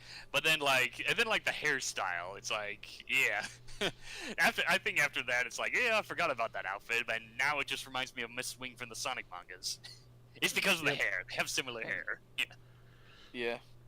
I jokingly just called like him dressing up as Queen and Lena dressed up as a sexy flight attendant just because of how massive the the eye color is. Oh yeah.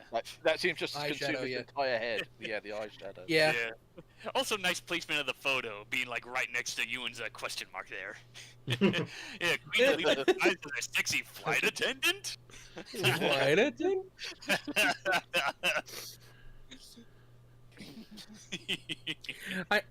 Oh my god! I just realized I made the A Christmas Story reference when I said the don't forget to drink your Ovaltine, but I'm pretty sure this episode also references A Christmas Story when like Sonic and Tails pull over Scratch in his copter, and he goes, "Ah, fudge." Yeah, it's like, oh yeah, Yeah. you know, it's a kid's show. We can't say, you know, dropping the f-bombs. I am surprised that they. Hence why Yeah, in the YTP that- you Yeah. decided to just do it and just like Yeah, Free you him. just censor it. Yeah.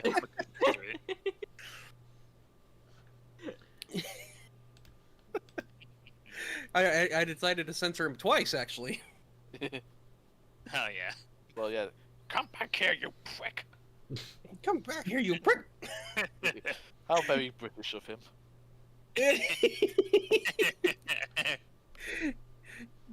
Yeah, I heard him say, "Come back here, you prickly pest," and I'm like, oh well, there's that joke wrote itself. Of course. Yeah. Yeah. Because him just basically just reacting as most British people, drivers do at times when someone does one small tiny thing. It's like, what are you doing, you prick? just swearing indiscriminately at one person for almost swerving into them. But even though it's not their fault, it's the wind. And I'm not saying that because that happened to me. Oh man, now I'm just reminded of another YTP where like it was from that episode where Sonic says like, oh, something sneakers when he's talking to Farmer Peck, and someone like messed around with the audio to have him say like, you know, say the N word. Oh no. Yeah. And the only one I remember was him like and then Robotnik replies like, "Shut up, you blue faggot!" Spicy. One YTP I remember is where Is not amused. Yeah, what was it, Luke? I was saying one YTP I remember from using the clips from this episode is where Scratch, Henrietta, and Sonic were climbing up the hill, and you hear "Respectable" by Mel and Kim playing. Because I usually like it when they play like old 80s music as over those kind of clips. Ah, yeah. One thing I kind of noticed from the Edgar Eagle clip is when he jumps in to save Ellie, and it's like, don't worry, these rocks are no match for me. And yet, like, where his hand placement is, I've just thought, like, you cheeky bugger. Because he quite literally just put his hand on her chest. Oh, really? Oh. Why?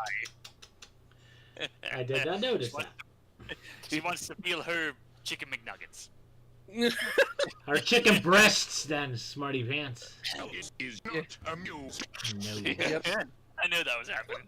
And speaking of her chicken breasts, god damn. She is a bird. She doesn't even need those.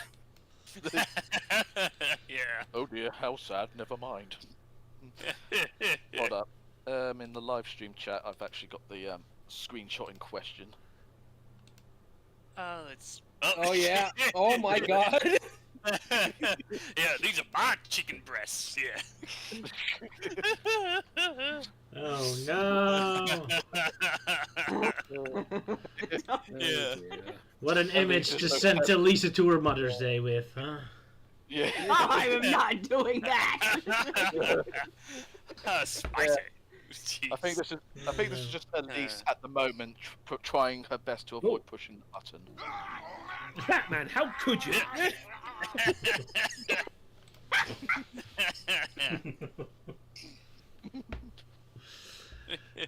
Yeah, I mean, what is that shirt that she's wearing anyway? All I can think of is like just an apron. So it's like, is she Yeah. wearing nothing underneath there? Oh my. No, it's got pockets. She's So, it's some kind of shirt for sure, but like, what is? yeah, very revealing shirt. Yeah. It's a very very low cut top. Yeah. Show off the nuggets. Good thing it's a bird, otherwise she couldn't get away with this in a kid's show, no. Yeah. Well, I don't know. There's definitely a character that gets away with it more, but we'll cross that bridge when we get to it. Yeah. Yeah, that We'll burn that exact bridge when moment we that get happened. Oh Yeah. no. I think that's why Scratch is just looking so shocked because, like, wait, he put his hand on her breasts. Like, are those real?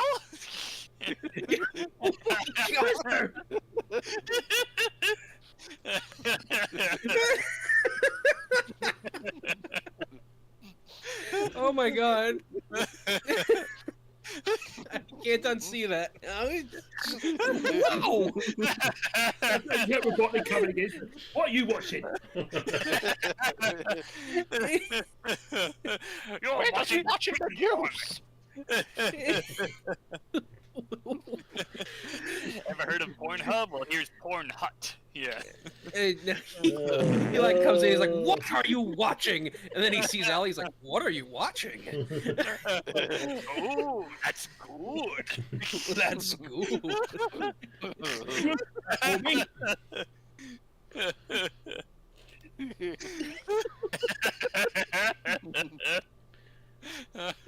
Oh my god. Oh, jeez. Extremely alienated right now. Yeah, I'm sorry. Okay, I'll do it for you. This is not amused. Thanks. I'm getting a lot of mileage out of that. Oh my. Yeah. I guess this is what happens when you're the only female in an all guy commentary.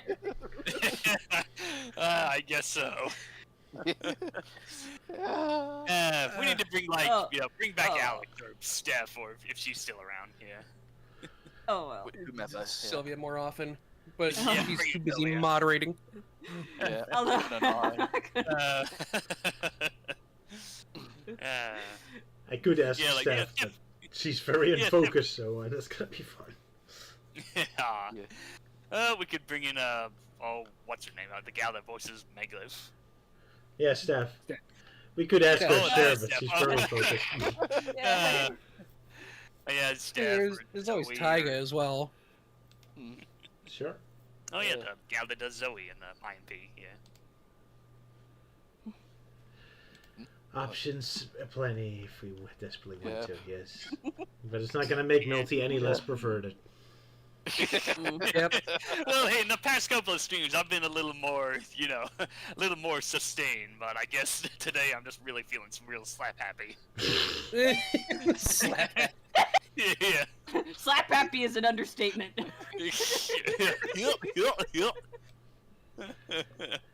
Well, as long as you're still laughing. It's the pancake syrup, I tell ya. Because yeah, that is true. I had pancakes for breakfast today. Yeah. Oh, nice. Oh, Nice. That sounds great. Self-made? Homemade? Baked them yourself? Oh no, those are like Eggo pancakes. I just like put them in the freezer and then toss them into the microwave for like 45 seconds. Oh, okay. Still nice. So not Yeah. properly. I will say, Uh-oh. no, it's just kind of a hot take. But I'll die on this hill. McDonald's has the best pancakes. How Like- Oh, yeah. dare you, sir? I don't even think it's a contest. I think I've had McDonald's pancakes. Like, yeah, they're good. Of course, I also like the ones at Cracker Barrel. Yeah, Cracker I've never Barrel is tried 'em really good. from Yeah, Cracker Barrel. Oh, I haven't been to Cracker Barrel in so long. Yeah, I They think have the last- best, like, fried Yeah. shrimp. But, Yeah, or good some stuff. stuff I didn't know shrimp. they had fried shrimp. Yeah, they do. We don't even Oh, have yeah. Cracker Yeah, but- Barrels here. Never heard of them. I will say Yeah, though, Cracker for, Barrel's too American. Yeah. Oh wait, I did visit Yeah. one once when we were in Texas. Yeah. I also will say that McDonald's also has the best hash browns. Sure. Oh yeah, yeah. I love their hash browns. Yeah. This Dissected has been sponsored by McDonald's. This sure. Yeah, come get your chicken Yeah. McNuggets. After we lost the Your turkey Quizlet. my ears.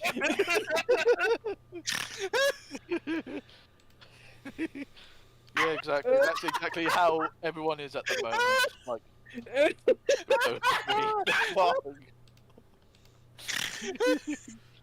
Oh,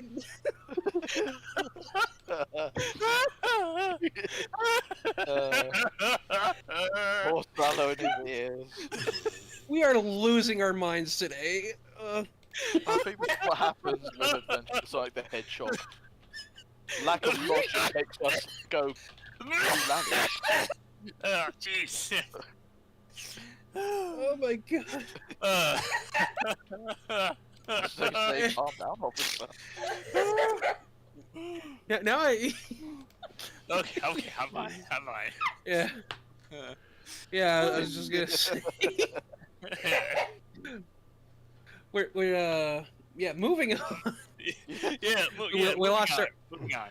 We lost our Olive Garden sponsorship after the Taco John's fiasco. Yep. Well, because so of we had to Olive settle for Garden. McDonald's. Yeah, and now we've lost our sponsor because we now sponsor Cracker Barrel. Yep. Oh shit. Now McDonald's is gonna be mad. It's never ending. We just keep pissing off all the restaurants. Naturally. Well, now that you pull that up, it's quite the coincidence you pull up the one that has Illini Sports on it, or esports on it, because I actually live in Illinois. Oh, okay. Oh. Yeah. So yeah, we always gotta hear Illini Sports whenever we do stuff like that at the station. Covered enough, Elise. Sorry. Okay. I'm. Oh my gosh. I would not have assumed that Isla and I had anything to do with Illinois if it weren't for you saying that. yeah, Illini is just like the kind of short abbreviation for Illinois. That makes sense. I also would not have read it that way. I would have read it as Illini or Illini. Yeah, stuff I definitely learned when I moved to Illinois. It's like, oh, so we have Illini and we have that stuff, and yeah. Good stuff. Yeah. And also just a small reminder in the live chats. Besides moving on, also got the old YTP, not YTP. Oh yeah, the Olive banner. Garden. And banner. that I jokingly created for Sonic Movie Dissected as sort of, you know, just to keep up with the whole charade of, you know, being sponsored by Olive Garden. Which is kind of funny because quite a few people actually fell for it. Because like, I clicked it, but it turned out it was actually part of the video. Oh yeah, I remember I fell for that the first time. Like, oh geez, yeah, like I don't think YouTube even does that anymore with the ads. Nah. Like they don't pop up in the videos anymore. I don't. Maybe I don't remember. It's been too long since I've seen one. I got ad blockers, so it doesn't matter. Yeah. They do pop up in the middle of your video, and it is annoying. Yeah, it was like, yeah, with that Asterix film that I've recently watched, like, yeah, there was like an ad playing like every 10 minutes or so. Like 10 minutes of the film, and then an ad, and then another 10 minutes, and then an ad. Yeah. It's like you have to buy YouTube, where you have to constantly put up with this bull. Yes. Indeed. I just want to say, I think we derailed more here than Thomas. Yes. Yeah. Considering what happened with Thomas Media these days. How did we even get here? Hold on. When pancakes? That's where it started. Yes. Oh, pancakes. Oh no, it all started with.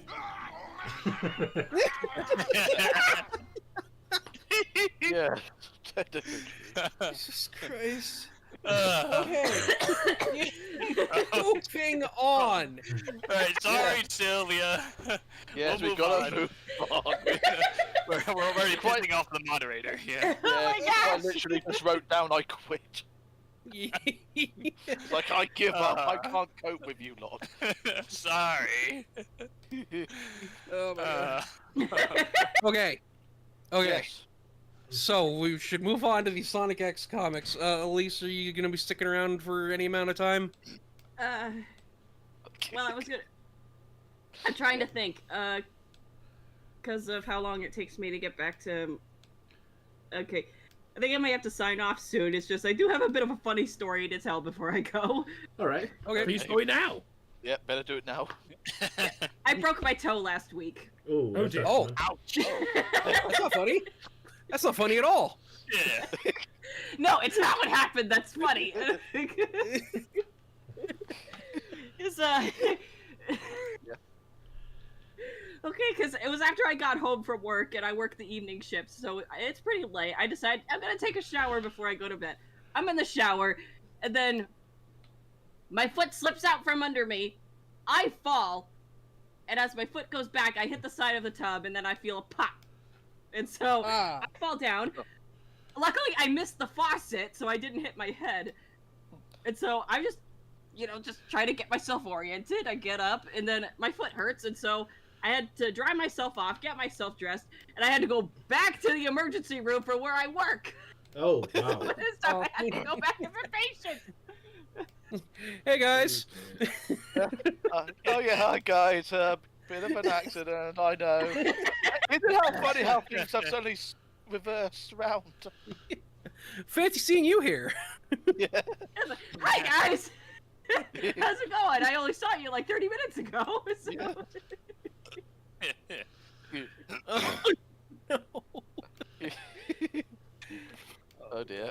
I think looks like Roger's got something planned for. Yeah. Elise. That's not Elise. Oh. I already draw Elise, sorry. Otherwise it would have been perfect, yes. Oh, it's gonna be Euan, isn't it? That's Luke. Oh, Luke. No. Oh, it's Luke. Okay. But yeah, that's... But yeah. Makes sense. Sorry to hear about your Yeah, toe. right. Hope you're feeling better. Yeah, I'm just glad I didn't hit my head. It could have been a whole lot worse. Yeah. Yeah. Because luckily And I although- managed to lean. I managed to lean forward. So when I fell, I missed. It's like I managed to lean away from the faucet. But it's like I could have been so much worse. I'm just glad I only got a hairline fracture in my foot Yeah. or in my toe. I could have gotten a fractured skull. Yeah. So, Yeah. And you would have been like, Pretty much, the yeah. amount of yeah, pain pretty you were in. much. Yeah, right. Oh yeah, Elise's toe is not amused. Naturally. But yeah, I don't know how much more of these episodes we can do because if this keeps up, I think we're all gonna lose our minds, or I'm gonna die of laughter. We're Whichever just one comes progressively first. getting more unhinged. You Yeah. know? Shall we skip Sonic next time and just do Watership Down or something just to get depressed instead? That's like the other extreme. Yeah. You know, let's Nah, go let's with just- Sonic Team and go I the don't other think we'd be extreme. able to handle the whiplash. Nah, let's just have an asterisk stream. Yeah. Sure. Who knows? Oh my god. Yeah, I think I see why these Yeah. episodes were only released weekly because Mm. trying to watching them all in one sitting, you are going to go crazy. Pretty much. Yeah, pretty much how Lucas was. Yeah. That's pretty much what's becoming to him. Yep. Yeah. Poor Luke. He's working on his IKEA stuff, and it's not going well. Oh. Oh, did he just say something about that? I don't know. I do want to point out though that this show was in fact not weekly. It's daily. Oh, I'm scratch, am I? This What? show was every weekday. Yeah. I stand corrected. I was thinking of Yeah. another. Sonic CTM was Yeah, that's the weekly. thing. Yeah. Yeah. Originally, this show and Sonic SatAM were the same show, but when they pitched it to ABC and they're like, "Hey, we'd like to have this show on network and syndication," and ABC's like, "We're not going to do that." And so they're like, "Okay, what if we do this show and then we make another Sonic show that's nothing like it, and that'll be syndicated?" They're like, "Fine, as long as people can tell the difference." And they could. And that's Oh, why yeah, 'cause- that's why the first episode of Sonic SatAM feels kind of like a mix of Sonic SatAM and this show. Yeah. As Sonic 'Cause, Archie. yeah, as I well. remember there was a. What? Yeah, because I remember there was a commercial for Adventures of Sonic where it had Robotnik describing the week. You know, it was like, you think you had a bad week? Miserable Monday, terrible Tuesday, wretched Wednesday. It just keeps going on. But yeah, this show was cranking out 5 new episodes a week.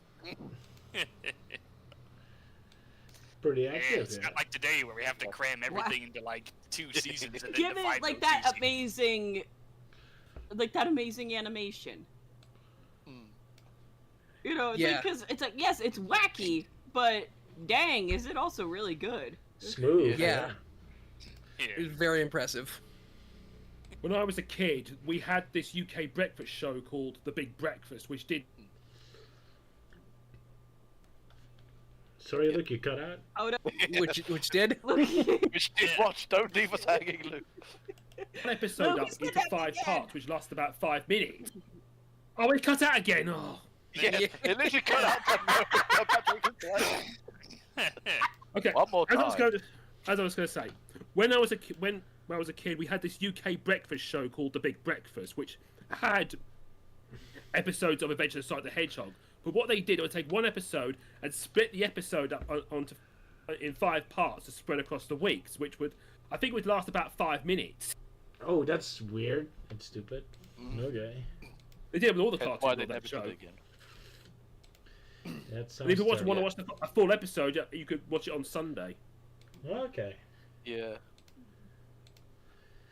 I God, think that that was picture such a of Luke pain. actually illustrates more of his struggle with his computer than it does with IKEA. Maybe it's an Yeah, IKEA I think computer. it's something I think it's something to do with my adapter, I think. It seems to be keep cutting out every so often. Oh, fitting drawing then. Adapter, stop misbehaving! Ah! Well, there's Elise response to Luke. Alright, so now that we've wasted another hour on one episode, let's waste 2 Yep. hours on this 2-issue series. Let's not. Yeah, let's not. I'm sure we're just gonna find the comics a bit quicker there. It's Oh, always yeah. it's always the adventures that takes longer. Yeah. Right, who's doing the synopsis of El Gran Gordo? That'd be me. So, first off, should we send Elise off? Indeed. Yeah, I should probably get going. Yeah. Yeah. All right. Oh, thanks for No, joining this us is again. fun, everybody. Thanks for stopping by. Thanks for stopping by. Have a nice time. Yeah, Very thanks. Well. Happy early Mother's guys Day next to your week. mom. Yep. And Yeah, thanks. Happy early Mother's Day to everybody too. Yeah, and don't stub your toe again. Don't worry, I won't. Thank you. Yeah. Well, see you guys later. You wanted to talk about your book? Oh, all right. She weed all the way home. Jeez, I keep forgetting to mute. I keep forgetting to not mute my mic when I clear my throat. Sorry, Sylvia. Right, so Luke, do tell us all about Sonic Wrestling. Of course, and also let me know if my connection cuts out or something. Yeah, we shall. Okay. Yeah. Unless it's funny. Okay. All right. La Leyenda del Gran Gordo, the legend of the great big guy. Chris and Chuck are watching a wrestling match involving the newest superstar El Gran Gordo, aka Eggman. Sonic is having none of it and tries to tell Chris that wrestling is fake, which is the same as telling someone Santa isn't real. Chris turns into a puppet and yells at Sonic saying that wrestling is real, and so is Gran Gordo. Chuck is like, damn straight, yo.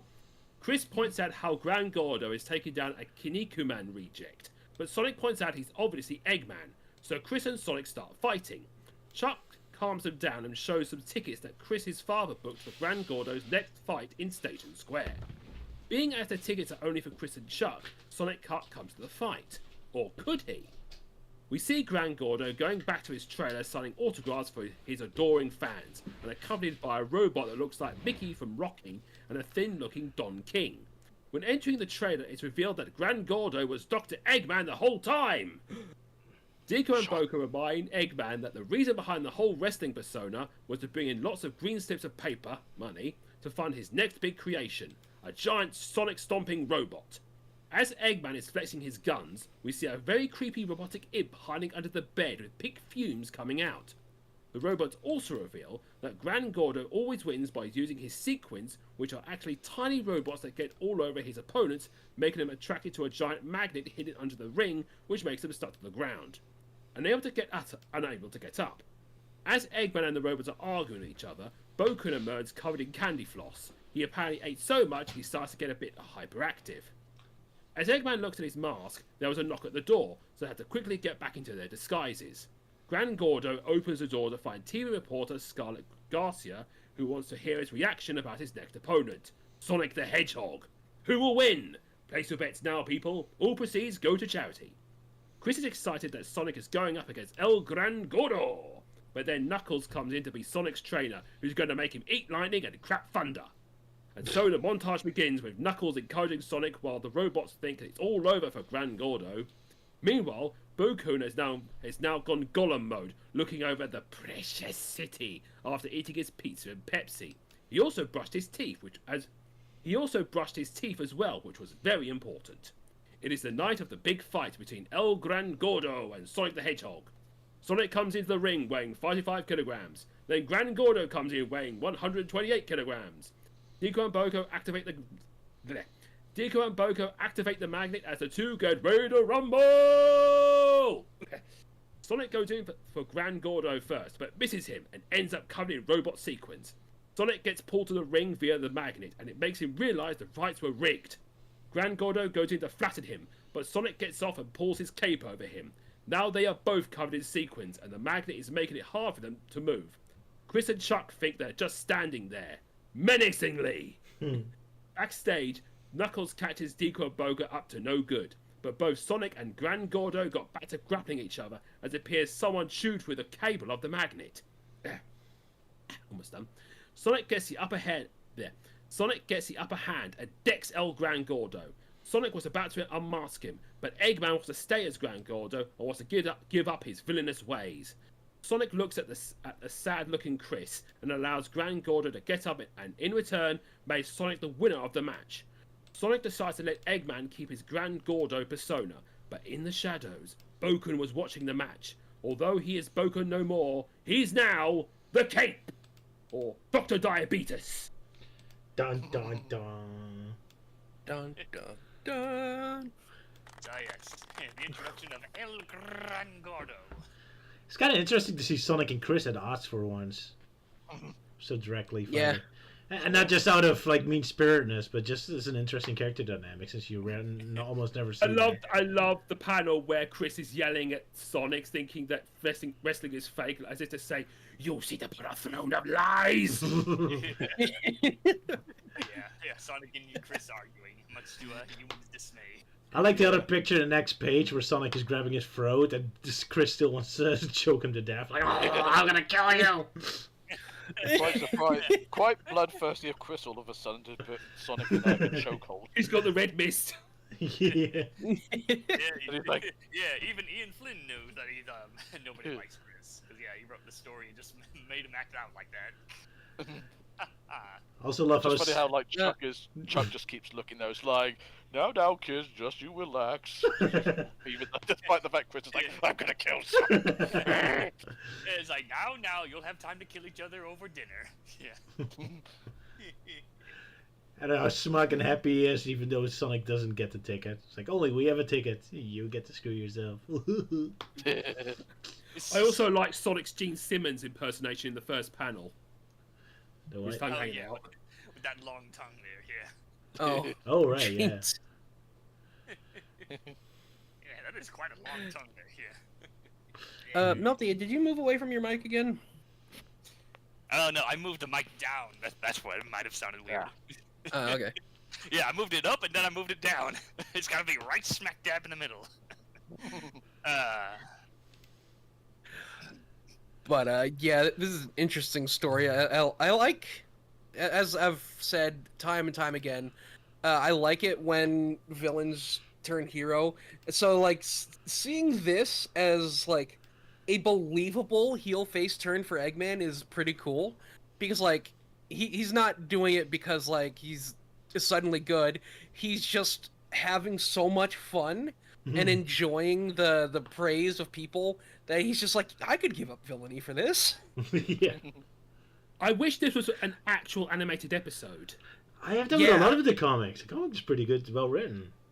Yeah, At least they have a lot of fun kinda ideas. Yeah, it's kind of neat seeing like another side to Robotnik, where like he's obviously cheating, but like at the same time he actually enjoys like the thrill of the wrestling match and all that. Yeah, that's a great part. Like it's a new side of Robotnik, but still very much the same. Yeah, go ahead, Sala. Sorry. It's like the first time he has ever been offended for being called a cheater. Because he's like, no, all of my wins were legitimate. How dare you? He actually cares. It's yeah. He this is really cool. I wish we got to see more of this. Well, I mean, I think it like cameos later on, but yeah. I do like this. Yeah. Yeah. And outfit is pretty cool. Everybody has fun poses while dressed in it. I like his shoes. Pretty cool, well drawn. Ah, yeah. Yep. Yeah, I like how most of the bodies. Yeah, I like how most of the bodysuit is like this. Designed to look like the bumpers from the Sonic games. Cute detail, yes. Yeah. Yeah.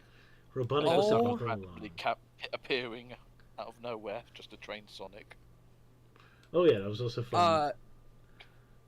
So I googled El Gran Gordo to get like a better look at his outfit, and it turns out there is an actual wrestler named El Gran Gordo. Oh wow. Yeah, I found that out too when I was looking up reference pictures for the thumbnail. Yeah, also known as Otis from the WWE. He has also gone by Dozer and Otis Dozovic. Good to know. So he really exists, and he looks Robotnik worthy, I guess. You know what? We finally found the real Eggman. Sorry, Jim Carrey. Jim Carrey. Get this guy. So yeah, if they ever bring El Gran Gordo into the Sonic movie universe, they gotta use the real El Gran Gordo. Hell yeah. There he is in full glory. He is. The purple mask. Perfect. The big guy. Yeah, speaking of the whole wrestling bit, yeah, it was kind of pretty random how like Knuckles just shows up. It's like, hey, Sonic, I'm your coach now. I guess he's also a fan of watching wrestling. Yes, that has something to do. Yeah. Involving intense training, being all like, you got to get your butt ready to beat the king of cholesterol. Come on! Yeah, it kind of reminds me of movie Knuckles in a way. Yeah. Yeah. Well, Sonic is better than Wade, I suppose, as a trainee. Yeah.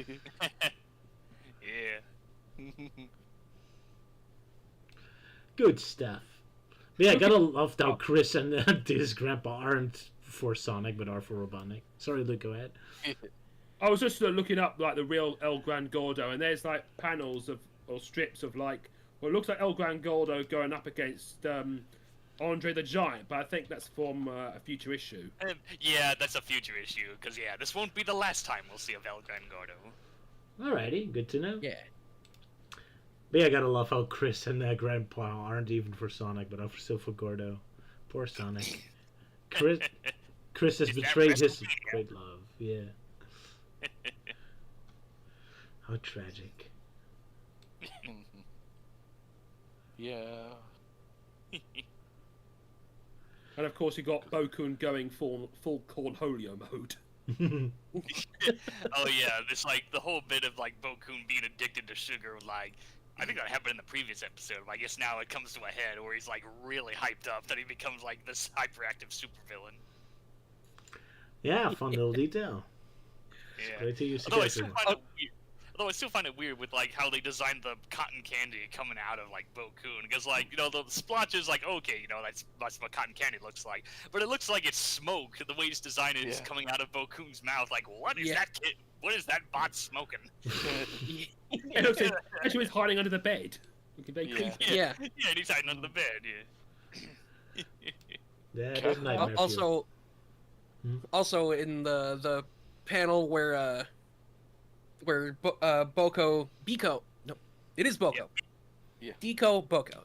Where Boko is telling Bokun that the sugar will warp his brain, and funny enough, Bokun makes a Jim Carrey reference.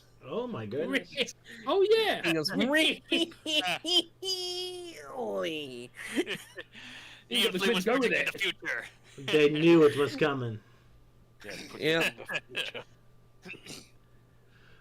Jim Carrey was inevitable.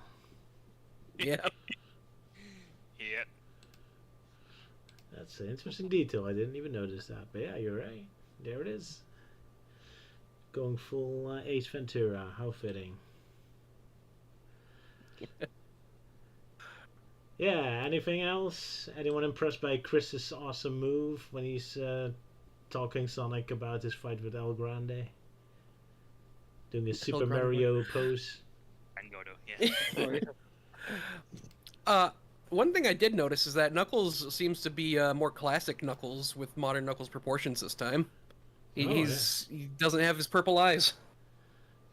Yeah, he does look more Sonic artsy. Yeah. At least the skins that I found, yeah. Yeah, it could be like a coloring thing. The closest we get is when he's like talking to Deco and Boko, and like they find out something chewed through the electrical cord, and it almost looks purple, but it also kind of looks gray. Oh yeah, I don't know. A little bit, yeah. He just looks like classic Knuckles. Well, hey, at least it ain't Boom Knuckles, so. He looks more Sonic artsy style, even. Yeah. Especially in that picture under it. Well, I mean, this comic is made by the same company that did Archie Sonic. Fair enough. Fair enough. But yeah. I do find it interesting that even though Sonic was about to win, you see like Sonic is Chris is crying like he's against him. Like, yeah. No, don't unmask my hero. It's like, oh. Yeah. I mean, that's the thing. Is like demasking a luchador is basically like murdering them, because like that's a big part of it is the secret identity. Yeah. So, but it is weird that like Chris is like taking that so seriously. Well, at least Euan is there to comfort him. Yeah.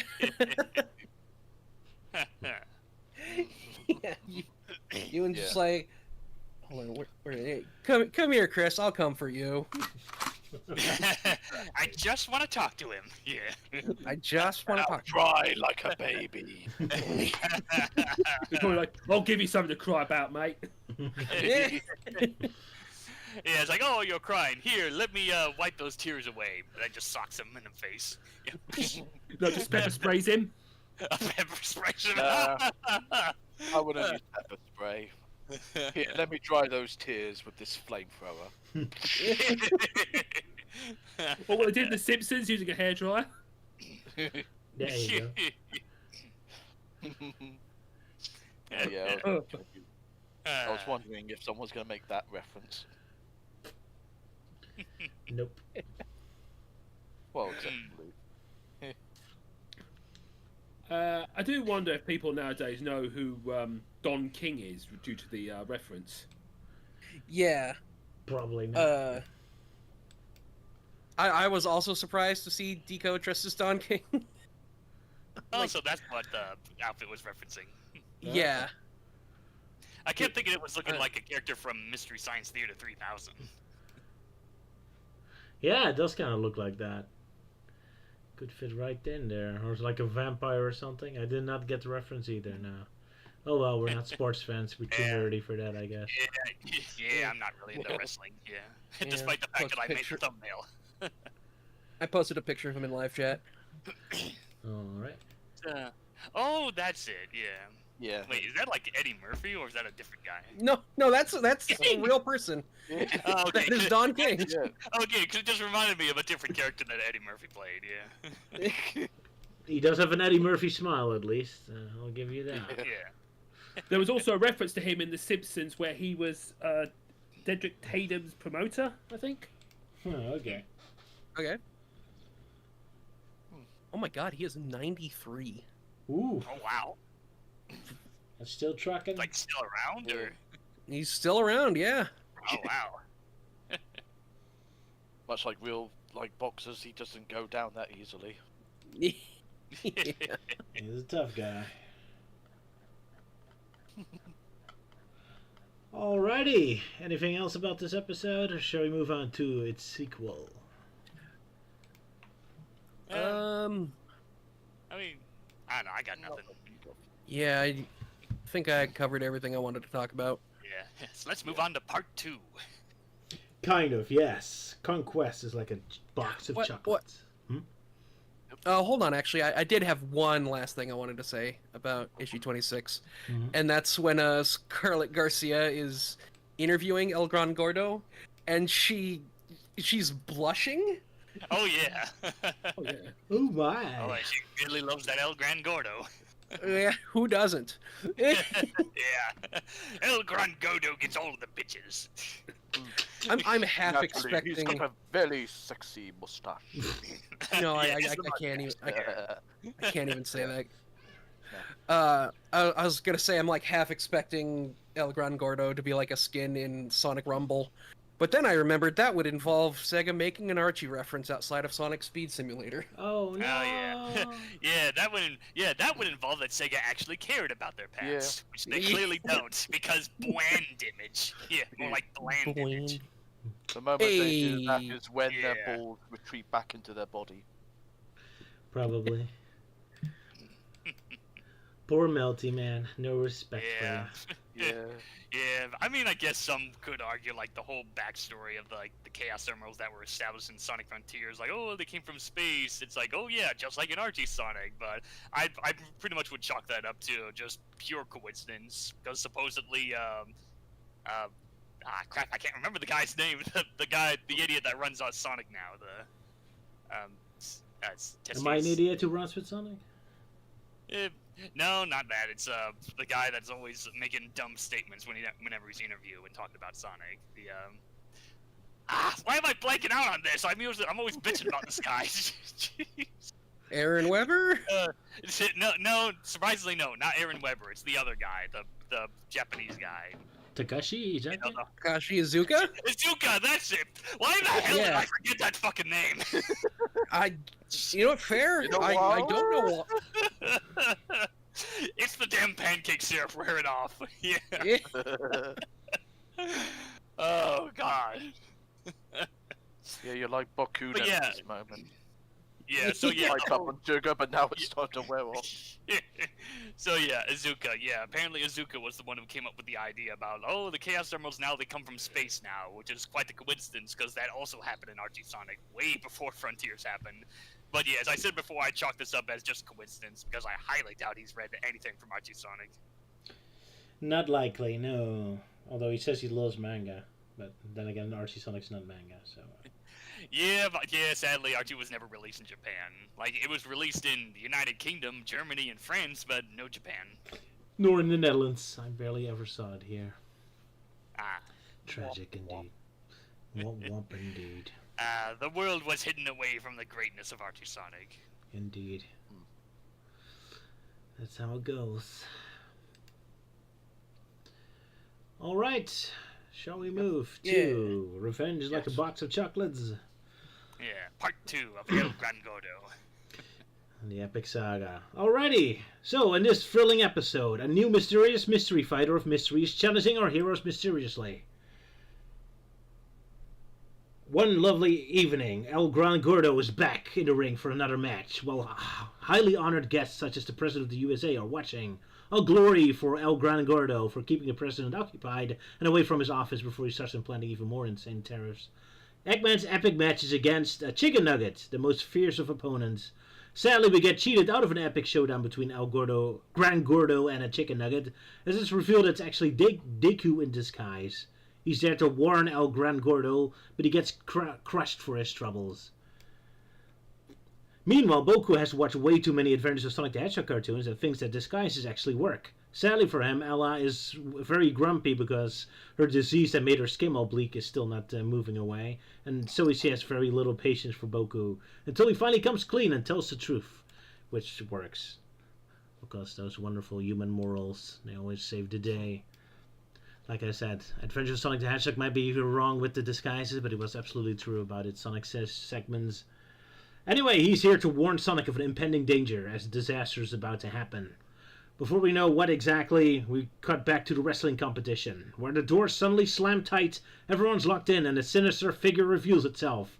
No, it's not Bokun. It's Bokun wearing a swirly mustache. Dun dun dun. A completely new character.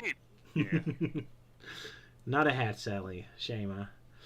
He's powered by a sugar rush, and he demands that all assembled world leaders write new laws accommodating candy. Halloween must happen on a weekly basis. Cavities should be outlawed, which I agree on, that should be. And fun-sized packages should actually be fun-sized. The horror. These new laws and administrative changes are only 1,000th as stupid, impossible, and damaging as any laws the president would actually do if he wasn't distracted by this wrestling match. Anyway, obliterating the stadium with giant Rock'em Sock'em robots, our hero face... That I'm lost where I wrote my synopsis. This is why I never do synopsis. Being all grand dramatic about the whole thing, you end up losing your spot. It's hard to also cut in the visuals and the reading at the same time. Obliterating the stadium with giant Rock'em Sock'em robots, our heroes face their biggest challenge yet. Pretending that there's any danger at all, actually. El Gran Gordo rises to the challenge and saves the president, then nearly murders him for insulting Dr. Eggman, the great scientist that Gran Gordo happens to respect, but absolutely isn't, of course. However, the Rock'em Sock'em robots aren't finished yet, except they are finished because Sonic is back. Now it's Bokun versus El Gran Gordo. Bokun seems to have this great trick up his sleeve to just punch his opponent, and it works greatly. This outwits his opponent, and Gran Gordo is down. But Dr. Ivor Robotnik rises instead. The audience is shocked as they finally realize the big epic twist of this story. That the title mentions a box of chocolate, but no chocolates ever appear in the story. What a twist. While the audience is dealing with that emotional blow, Eggman realizes that Bokun's incredible technique of punching means that he is no match for any fighters. Eggman realizes that this battle requires the genius of a mad scientist. Sonic jumps in to start a hopeless battle with Bokun. No matter how much Sonic relentlessly beats up Bokun, cuts off his mustache, and utterly dominates him in battle, it's clear that Bokun is absolutely winning this fight in the imagination of the writer somehow. Just when all seems lost and Bokun is on the verge of being completely beaten up helplessly, Eggman suddenly has a plan. Desperately crying to Sonic to throw Bokun to him, Eggman pulls off one final wrestle move to finally take down Bokun.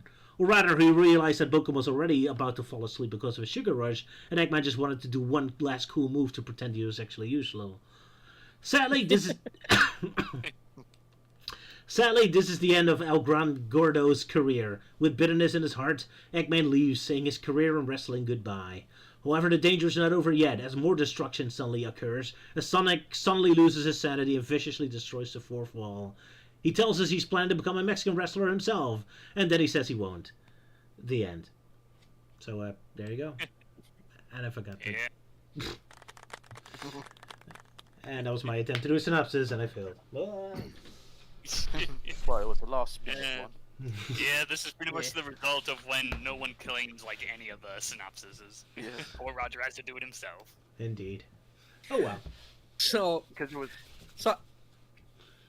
I think the tragic part about this is like, so Eggman's plan to stop Bokun is to just wait for him to pass out. Yeah. So really, he gave up his identity as El Gran Gordo for nothing. Pretty much. Yeah. That is indeed tragic. Yeah. What a shame. Yeah. And man, there's like a lot of things to say. Like, so like first off, so like it's pretty amusing seeing Boku trying to like put on these disguises to like trick Ella and whatnot to let him inside. So yeah, kind of let the Boko, yeah. Yeah, Boko, yeah. So yeah, I like the press outfit that he wears. But like, again, what the hell? What the deal is with the whitewashed Ella? Like that happened last time. Yeah. And what happens here because there's more screen time for her? Like, what gives? Is the coloring artist just racist or something? I don't know. We have to ask Josh Ray about this. Yeah. Like if he's still around, it's like, hey, Josh Ray, what the hell is up with whitewashed Ella in the Sonic X comics? Even Eggman has a darker that tan than her. Yeah. Yeah, that's true. Yeah, sorry, Sala, you were saying? Oh no, but yeah, I also like Boko's Boko's disguises, including the Girl Scout one, which offended Ella so much that she slammed the door so hard that it sent him flying. Yeah. She's not very friendly to the trans folks, it seems. Oh. Tut tut tut. Either that, or she just doesn't. Either that, or she was rejected from the Girl Scouts. Oh, yeah. Yeah. She's the only person in Station Square that hates Thin Mints. I guess so. I cannot stand mint.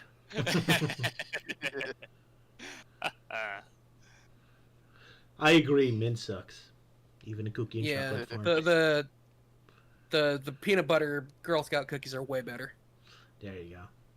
You Americans know how to make peanut butter. I agree on that.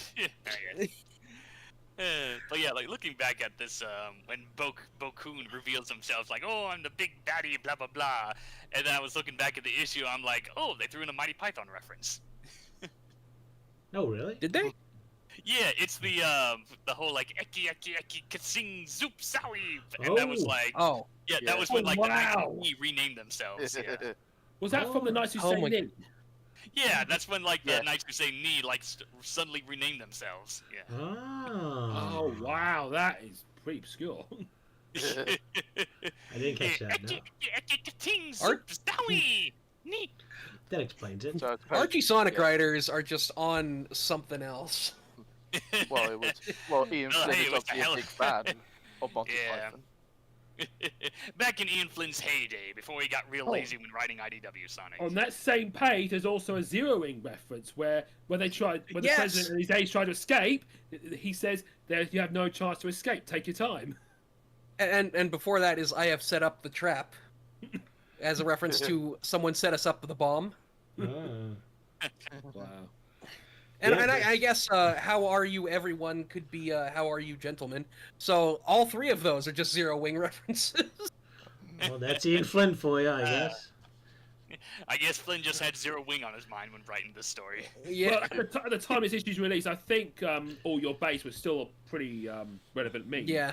Yeah, I imagine that was still relevant. Yeah. I just imagine him at the writing desk going, all your base, all your base are belong to us. Probably. Oh man. Oh yeah, and poor Deco putting on his wrestling outfit. I remember like when I first saw it, it's like, oh, it's supposed to be like a Rock, like oh, the Dwayne the Rock Johnson pun or whatever. But then he realized like, no, he's supposed to be a chicken McNugget, and it's like, yeah, that looks nothing like a McNugget. Yeah. He's called out We all on that know what he later. looked like in Adventures of Sonic. Yeah, I thought he was like a volcano at first Oh yeah. because of his dome-shaped head, which kind of looks like something else. Oh yeah, because of that line there. Oh, yeah. This is not amused. It's there in spirit, yeah.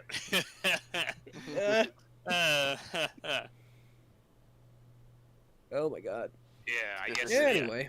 I don't think he even has a wrestling name. I was kind of expecting like. Yeah, he does. What was Yeah. it? The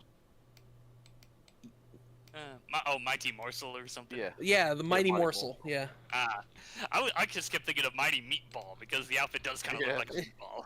Yeah, it definitely looks like, more like a meatball Yeah. than a chicken nugget. Yep. Then again, I suppose Josh Ray didn't get the memo that it was supposed to be coloured like a chicken Yeah, nugget like a and chicken not a nugget. meatball. Yeah, I suppose if Maybe it was it's, like a golden brown, it would look more like Yeah. a Yeah. chicken nugget, but Maybe it's a Bit of a burnt fail. McNugget. It's a Yeah. burnt McNugget. Yeah, it's a bird nugget. Perfection. I've also noticed that in a few panels, even though he's supposed to be wearing gloves, you can see like Grand Gordo's fingernails. Oh wow. Okay. Fingernail? Where's that? Oh yeah, the one where he's helping out the president. Yeah, and also where he's pointing towards Bokun. Okay. Towards the sky, yeah. Yeah, because I saw one with him like raising his fist, like, oh, he's doing it all wrong. It's like, okay, I see his thumbnail. Yeah. And I also like the bit where, like, as the president's saying, like, oh, you're much better than that nasty Eggman. Or, no, he thought that Boku thing was worse than Eggman, but then Eggman, Grand Gordo has a go at him, saying, no, he's a genius, I would love to fight him.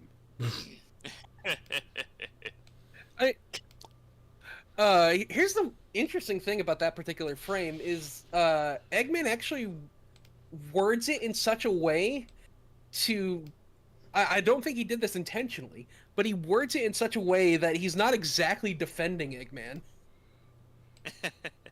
He just says Dr. Eggman was a mad genius, and it would be his honor to duel him, which could be something, you know, a hero would say, like, oh, he's a villain. I would be honored to fight a villain.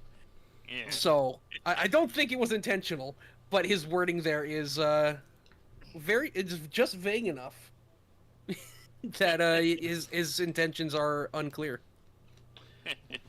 Yeah, I'd be honored to fight him. He'll be my greatest evildoer. Yeah, it's kind of clever that he talks like that. Usually that's always the part where they break the facade. But I guess Ian Flynn was clever enough to write it. Because he likes to make Eggman cleverer, I suppose. So he was a little better in keeping his identity secret. And, yeah, he did write this two-part story with El Gran Gordo, yeah. Well done. Ian Flynn can be a good writer when he gets a chance. Yeah. Yeah, gives a chance, as in Sega not breathing down his neck. Yeah. Indeed. Right, anything else to say about this exciting adventure? Or are we finished? Well, I do like the panel where, like, Sonic and Eggman shake hands because to show their relationship, that they see each other as rivals. That is always Yeah. kind I of like neat that. to That see was them like that. With the extra strong hand grip. Yeah. That looks a bit That was a neat weird detail, to me. yeah. Of course. And Robotnik looks fun there. A big evil smile. Although Sonic's also pretty evil looking there. Sonic's joined the dark side. Oh no! It's why he was contemplating for 5 seconds about Oh, yeah. becoming El Rapido Alose. That's pronounced that correctly Yeah, El Rapido as well. as well. Okay. As well, whatever you pronounce that last one. I don't know how to pronounce it either. Azul? Azul? I assume it's Azul. Yeah. Azul, motherfucker.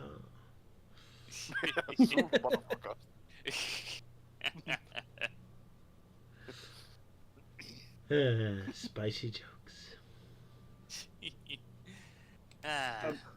Also, on another note, one of the commercials shows this cartoon called Dino Squad. It looks like Animorphs, but with dinosaurs. I wonder if any of you have heard about it.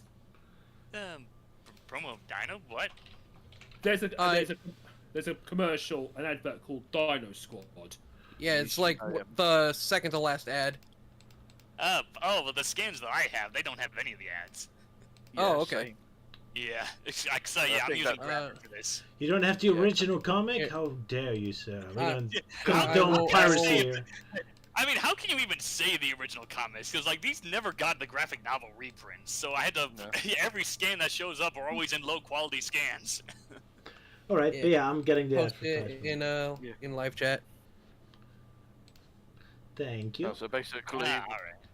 they're basically getting beat up by El Gran Gordo, as he says.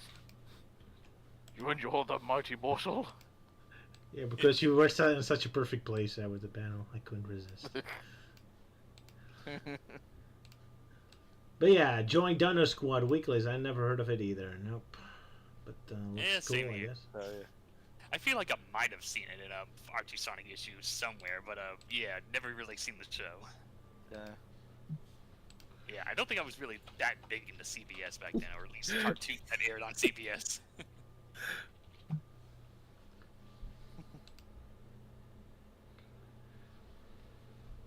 I think I've only ever seen the cartoon intro of it, but that was only just when I was just randomly browsing through YouTube. It seems the episodes are uploaded on YouTube by Wellbrain, the same who uploads the Adventures of Sonic the Hedgehog one, so you can watch the episodes if you want. So I guess At least they I have the found one rights, or- episode. Yeah.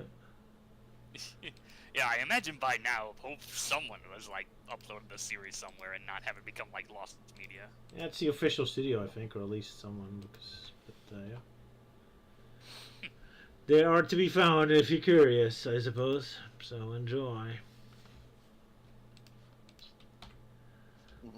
All right, so I'm getting a little tired. How are you folks? Yeah. Pretty much. Yeah, Yeah, a little worn out.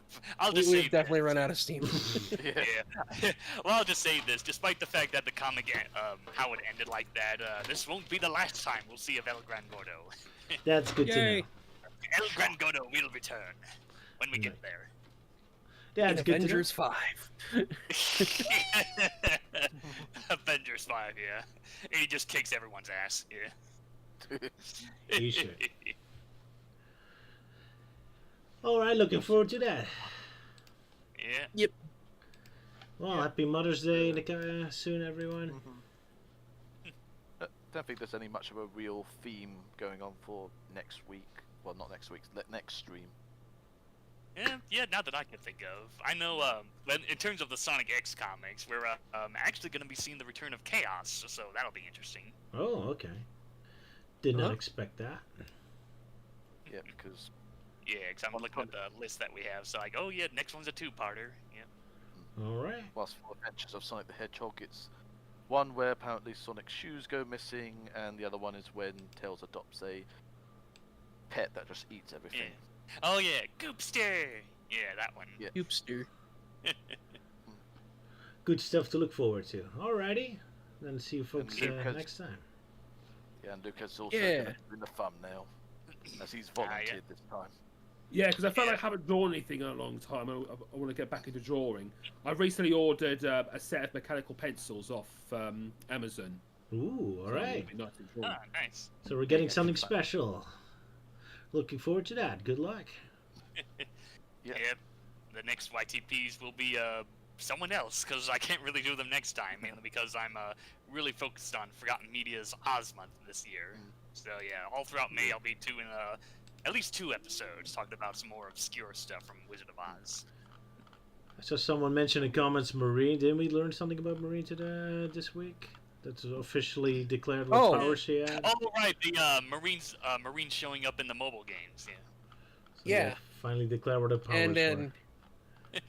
Oh yeah, so yeah, first we It's went now from first we went from vaguely implying that Marine has hydrokinesis abilities in the Sonic Encyclopedia book, and then Sonic Forces Speed Battle comes along and now makes it official. Yeah. Yep. Even That- though that it's still vague- never explained how she has it. yeah, that vague power she had that she used exactly one time that was never foreshadowed or talked about ever again is indeed hydrokinesis. Like, where did it Yeah. come from? Where did it go? Yeah, I'm even surprised they never even did that in RG Sonic. We never saw. It's only like mentioned once, and they never like do more. We don't see Marine using it again or anything, because I guess, yeah. I mean, back then Ian Flynn was already having a real hate boner for Marine when writing her in the main RG Sonic series. He was just waiting for her to show up officially in the next game so he could base it on her follow-up appearance. That, of course, would come any moment. Because that was Ian Flynn's idea. That okay, maybe the special ability is hydrokinesis, because Blaze has pyrokinesis. Yeah. Makes sense, yep. But yeah, now we have confirmation. Hooray, not that it Yeah. matters, but there you go. Now, if only they can actually do more with the Soul Dimension and not just lazily kill it off or whatnot, like they did in IDW Sonic. Oh well, we'll see. Yeah, no. Poor Melty. For us. Yeah, that's kind of the frustrating thing with Blaze and IDW Sonic. Like the recent issue that came out, she's featured in there. It's like, okay, you know, she's treated with respect. She's not treated as the punching bag like an Archie Sonic. But it's like, you know, it's like, okay, they want the series to be closer to the game, so, you know, let's actually do more with it. You know, let's have a spin-off story that focuses on Blaze's world and showing her ruling the kingdom. You know, do more stuff, like establish that world, expand upon it. There's plenty of material to work off of. But no, they don't do that. They just go the lazy route and just kill it off. Like, oh, sorry, she's quote-unquote on vacation in Sonic's world. Well, that's how it goes. So, well, we'll see what happens in the future. Anyway, see you folks next time. Bye-bye. Yep, goodbye. Cheerio! Toodle pip. Couldn't have said it any better. Thanks, Robotnik. This is not amusing. Oops. I played both at the same time.